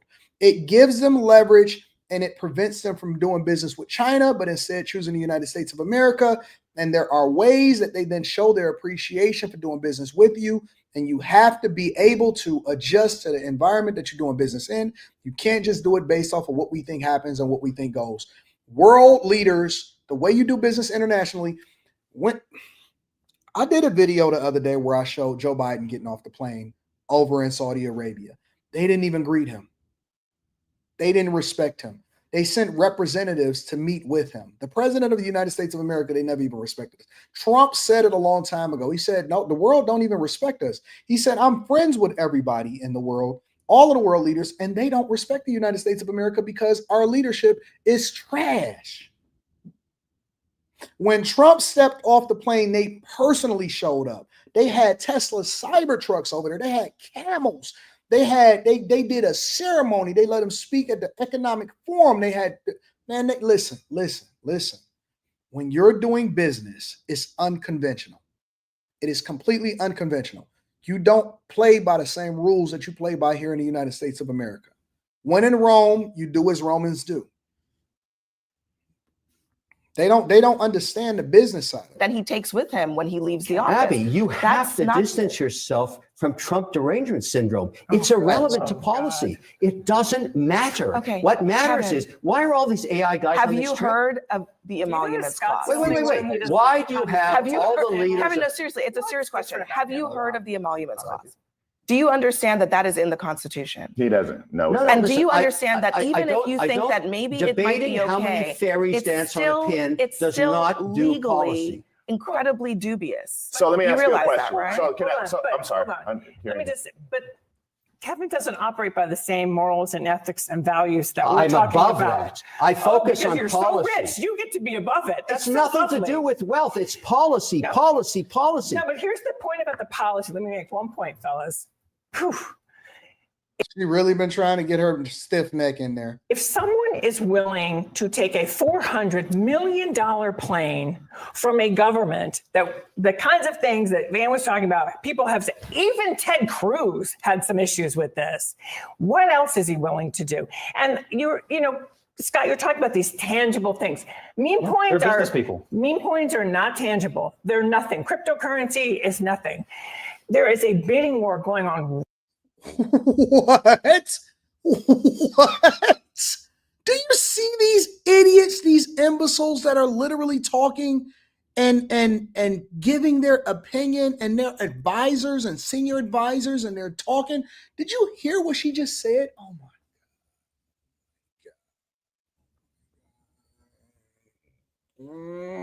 God. These people are slow. They are dumb. They have no clue what they talk. Did you hear what she just said? Right now, with governments and countries and companies, we have no idea what their alignments are to buy enough meme coins to buy access to our There is a story tonight in the New York Times about a very Yo, listen. Shout out to all of the business leaders. Shout out to the people that are having these conversations across the board. I think that we are cooked with these type of people being a representation and advisors of the people that we think that are presidents and vice presidents of the United States of America. Trump is winning. And like Trump said, we, the United States of America, they supposed to bow the knee. They supposed to gift us. They supposed to take care of us. They supposed to shower us with all of the blessings that come along with our presence and doing business with the United States of America. It's an appreciation. Make sure you guys hit a like for the algorithm, subscribe to the channel, and turn on your notifications. I want to go over one more subject before we get up out of here, but let me read some super chats before I do so. Why do you think that O'Leary is always on the news now? Because O'Leary is a great marketer. Kevin O'Leary is phenomenal, and he understands visibility, he understands marketing, he understands going in the lines, and he understands that all publicity is good publicity. And I agree.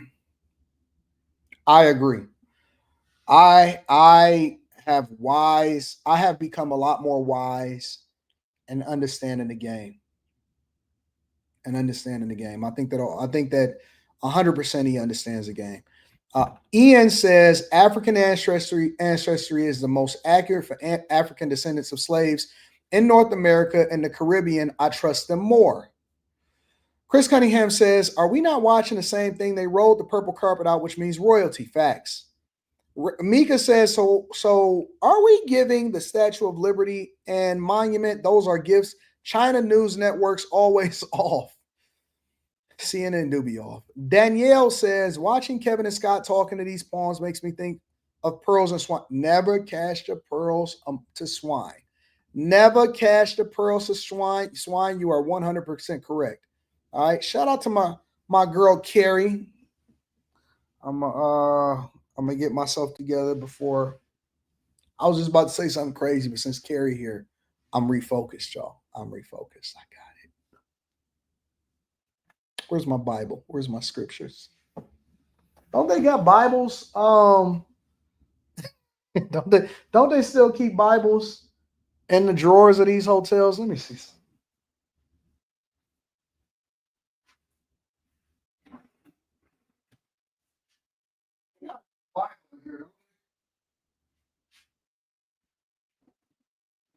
Oh.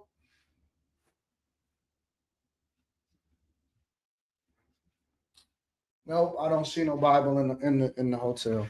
They used to put Bibles inside of these hotels and stuff like that. I don't see one in here. Anyways, make sure you guys hit a like for the algorithm. Carrie keeps me in check. The Gideons put the Bibles in there. Yeah, the Gideons used to put Bibles in there. Make sure I hit a like for the algorithm, subscribe to the channel, and turn on your notifications. King says, when they have nothing else to criticize Trump on, look, he got a plane as a gift. He is so terrible. They don't have nothing to argue no more. Listen, you know how sad Democrats are right now? They don't have anything that they can complain about that's happening in the United States of America. They stopped doing it 10 to 15 years ago. Well, guess who didn't stop doing this thing 10 to 15 years ago? Gavin Newsom. So Gavin Newsom, all right, Gavin Newsom. We only going to spend 10 minutes on this because we're approaching a 3-hour mark. Gavin Newsom is announcing a $12 billion deficit in his revised, he redid his budget, his revised budget plan, and he's still got another deficit that he hasn't solved for. So make sure y'all hit a like for the algorithm, subscribe to the channel, and turn on your notifications. Let's go over what Gavin Newsom is happening over in California. Just a quick hit. Governor Newsom walking back the promise of free health care for undocumented immigrants today. This unexpected move comes as the state faces a multi-billion-dollar budget deficit. Our Conan Nolan joins us now with more on California's revised budget proposal. Conan. That's right. Projections for the California economy, now the world's fourth largest, were excellent back in January, but things have changed. And now the governor is needing to borrow from the state's rainy day fund and to partially eliminate, for now, what at the time was a controversial move to include undocumented immigrants in California's public health care coverage. Best to describe this as a Trump slump. Governor Gavin Newsom's rhythmic explanation for his 300. Hey, how come California's inability to manage their budget, because you got to remember, y'all, that their fiscal budget and what they've been dealing with over the past few years, this was happening way before Trump ever got into office. All right. Every time that they have a problem, blame Trump. Than $22 billion state budget, which reflects an anticipated $12 billion budget shortfall. That the result of an expected $16 billion reduction in tax revenue over the next year. The State Department of Finance says it's due to a drop in business investment and corresponding taxes on capital gains, and the major decline in trade out of the LA and Long Beach harbors, the result of tariffs by the Trump administration on China, Canada, and Mexico. The state's. So you're telling me that, because y'all got to remember, California had a budget deficit last year. They're going to have a budget deficit this year. They're going to have a budget. They had a budget deficit the year before. And remember when we was talking about how they was tapping into the $40 to $60 billion in their rainy day fund? California had a surplus, I believe, 1 or 2 years. And that was because of the COVID funds that was being dispersed as a result of the federal government.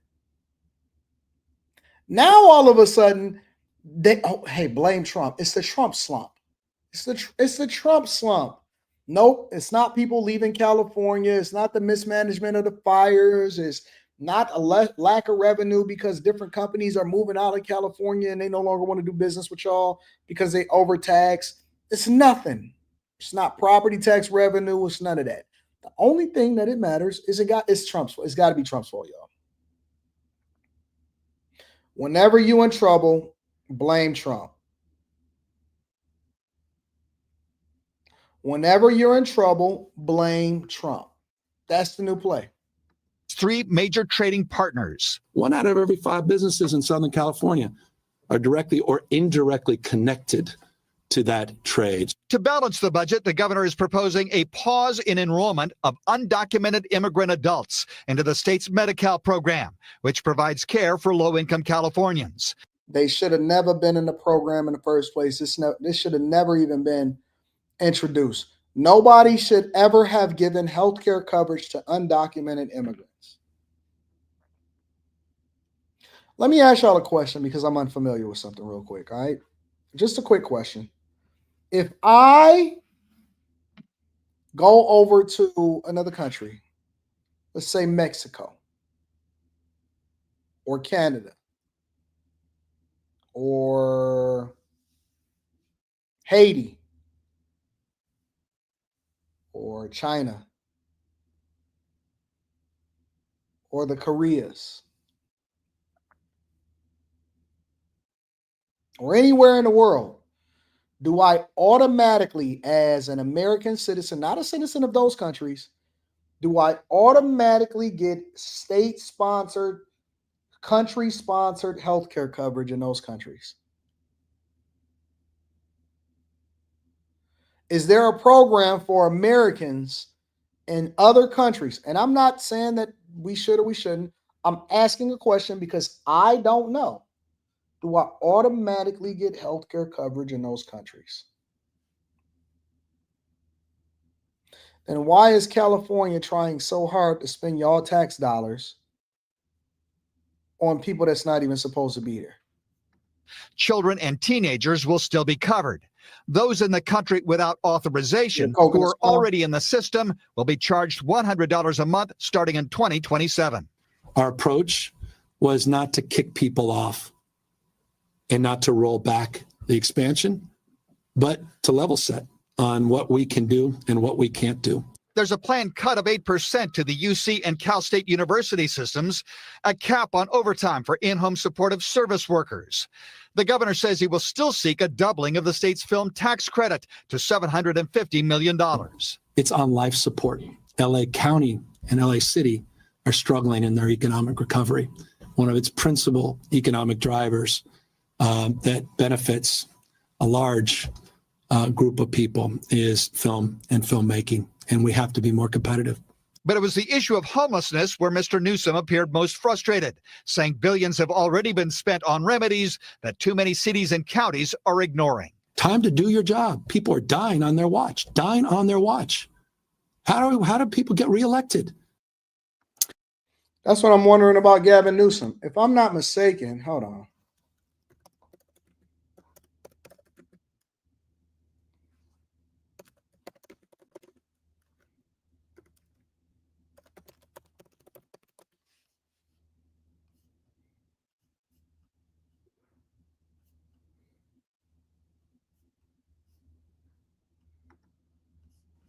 Now to the governor's billion-dollar solution to solve the spiraling homeless crisis.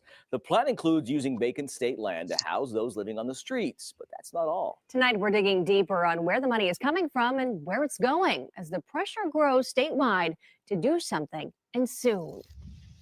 There's a lot of homeless people out here. Preston Collins is one of the thousands of people living on Sacramento streets. You got to have a strong will to be out here. Now, California Governor Gavin Newsom is proposing a $1 billion plan to help get people just like Preston into safe shelters. We are thrilled to see the governor make such a significant investment. The effort is being praised by those who help get homeless people and those with mental health issues off the streets. The governor's executive order speaks to the fact that we are in a homelessness crisis, and he is appropriately This was 5 years trying ago, to y'all. deploy Just all let the y'all know. state's resources to help deal with that crisis. So where is the money going? One part of the plan calls for using trailers and modular tents normally used by the state's disaster medical teams. Those could be placed in fairgrounds or on excess state property. Funding could also go toward paying the rent of people who are homeless and toward building new housing. They got a lot of places in Sacramento they could build places for homeless people. They could build a whole complex. Preston has already set up camp in front of a vacant property owned by Caltrans, but he's skeptical of the money ever reaching people like himself who need it the most. Oh, they sent that money last time. Remember, we never seen none of it. I ain't see a dime of it. Those working to solve homelessness hope these temporary measures lead to some long-term solution. So where did all of the money for homelessness? Because I heard that California spent over $29 billion and didn't even come close to solving for any issue with regard. You know, Gavin Newsom ran on solving for the homelessness epidemic. We have much left to do, but I believe in the remarkable talent assembled here, and I believe in our state, and I know this at the bottom of my heart. This is the 2019, best y'all. is yet to come. Thank you all very, very much. That is Governor Gavin Newsom laying out his plans for California in his first State of the State address. The governor announcing plans to tackle a number of issues. The big headline, he plans to scale back the high-speed rail project, no longer connecting it from L.A. to San Francisco. Newsom also wants to downsize the Delta Tunnels project, and the governor criticized President Trump. 2019. What else is new, right? But his State of the Union speech accusing him of fear-mongering about a so-called manufactured border crisis. Now, Governor. Ain't this crazy that we can sit back and we can go back and look at, listen to what they just said. In 2019, Gavin Newsom accused Trump of fear-mongering a manufactured border crisis. Trump warned us in 2019 that this was, oh my God. Yo, going back and looking at this is crazy. Trump warned us in 2019, 2018, that we had an impending manufactured border crisis that was about to take place, and boy, was he right. Boy, was he right. And Gavin Newsom accused him of fear-mongering. Do you know what Democrats and politicians, you know what they bank on and that they write on?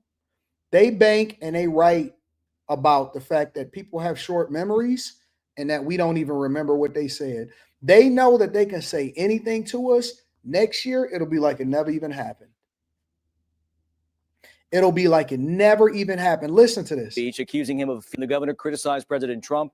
What else is new, right? But his State of the Union speech accusing him of fear-mongering about a so-called manufactured border crisis. Now, Governor Newsom also zeroed in on the housing crisis that's left thousands of people on the streets. A homelessness epidemic that'll now get its own commission led by a familiar face, Sacramento Mayor Darrell Steinberg. CBS 13's Lamore Abrams is at the state capitol for us tonight with that part of the story. Sacramento Mayor Darrell Steinberg will be back at the Capitol a lot more often. The former legislator appointed to a role that will require a lot of work here at the governor's office. There's another urgent moral issue we must confront. That's this homelessness epidemic. Governor Gavin Newsom says he plans to help California cities combat the crisis with a new commission on homelessness and supportive housing. It'll be led by Sacramento Mayor Darrell Steinberg, who recently declared his own homeless emergency here in the state's capital. The governor now committing more money to mental health, shelters, and permanent housing. Because at the end of the day, shelter solves sleep. Housing and supportive services solve homelessness. The mayor plans to zero in on prevention. There is a point in time where people go from fragile and housed to fragile and unhoused. And so now you see all of the progress. Y'all can see all of the progress of how they solved for homelessness. How it was just, no. Listen, y'all, this is fear-mongering. This is all fear-mongering. There is no impending immigration crisis. They're not about to open up the borders. This is not a big deal. Listen, you don't have to worry about illegal migrants coming over here and killing people. I wonder if Laken Riley's mother would ever look back on this and say, man, that was just fear-mongering. Fear-mongering. You can walk down California streets on any street. Most of them, they got dookie on it. Not doo-doo, not poop, dookie. Nice and wet. And then when the sun hits it, it hardens a little bit, it stinks, it smells a little different. Got that California beef out there. It smell like In-N-Out burger. It smell like a decomposed In-N-Out burger. Make sure you hit a like for the algorithm, subscribe to the channel, and turn on your notifications. We got After Hours is popping off tonight. So that should be fun. And I'm gonna get out and see what's happening out here in Richmond and see what's popping. So we're gonna see how that is. I gave y'all some overtime today. I had to give y'all some overtime today so that y'all can realize that the real ones is out here streaming their ass off and they giving y'all all the information and entertainment. Come and see some clavicles tonight on After Hours. Delt says, get all of these women out of men's positions. Damn.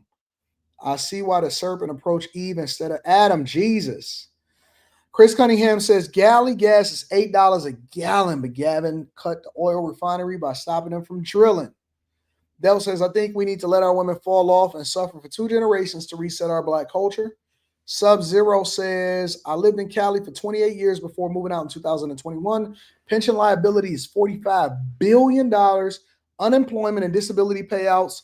Promises of welfare is why people stay there. Homeless will never be solved. Emmett Till died at 14 years old, says Leonard. Shell Shock says, during the pandemic, I knew people from Milwaukee getting unemployment benefits from Cali since they were giving out $20,000 per pop. That was ridiculous. Jesus Christ. You know, people that was in the MKE that was getting it. Just a Brown Girl in America says, where are you going next? You want me to just tell you where I'm going next, or you want to wait till Monday and do the game? Do y'all want me to tell y'all where I could just tell y'all, or we can wait till Monday. Y'all let me know in the chat what y'all want to do. Are y'all part of the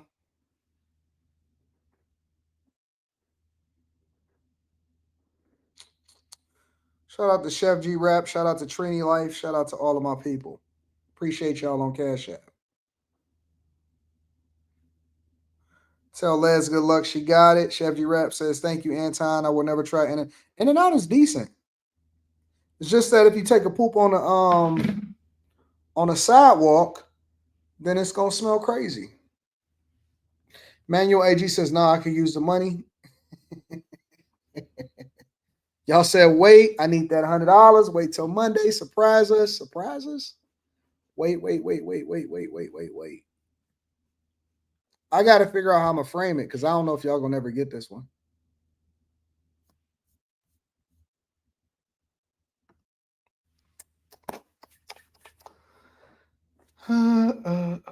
Everybody is saying, wait.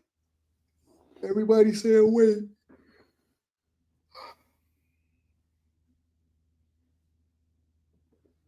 Everybody's saying wait.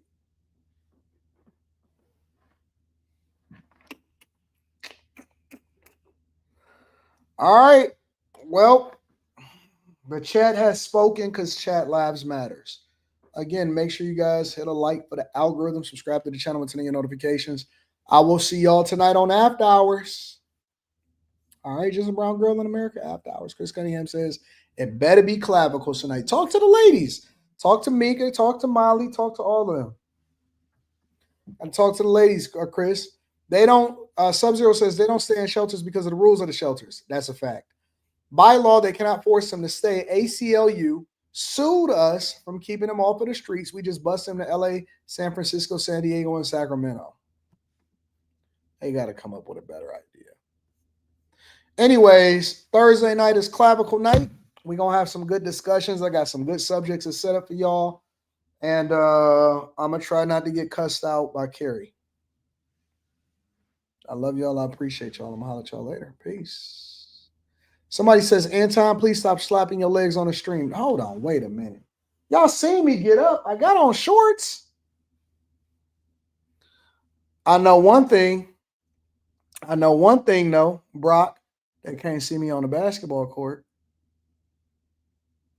Make me dust off my hoop shoes and get on the basketball court. Make me dust off my shoes and get on the court and show y'all what's really happening. Is that it can go that way. I know some of y'all don't believe Fat Me Greasy until I didn't start sliding over there. And next thing you know, your ankles is took. Next thing you know, I'm putting Splash Brothers. Splash. Anton never go to Goddess Masterpiece says Anton never covers the stories of husbands unaliving their wives. Interesting. Have you ever sent me a story of a husband unaliving his wife? And actually, I do cover them. Goddess, that's how I know that you don't watch consistently. Matter of fact, yesterday, I covered a story of a man, a 57-year-old man that threw his 60-year-old wife over the balcony and cartwheeled her and killed her. I just covered one yesterday. You're a liar. You're lying. I call it. I cover it. I cover everything. I covered it yesterday. I just covered it yesterday. You're lying. I cover it all the time. And I asked the question, why are y'all crashing out? And then I talked about it and I said, people don't develop a mentality past. Some people don't develop a mentality past high school. I talked about how people go on Facebook and you can see an example of it. I covered it extensively yesterday. Yes, I do. You're lying on Anton from AntonDaniels.com. Go and watch the live stream from yesterday. The timestamps is on there. I want my apology. That's right, Royal Heart. I want my apology.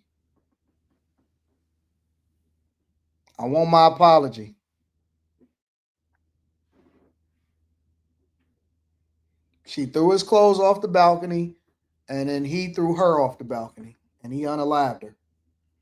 Cover it all the time.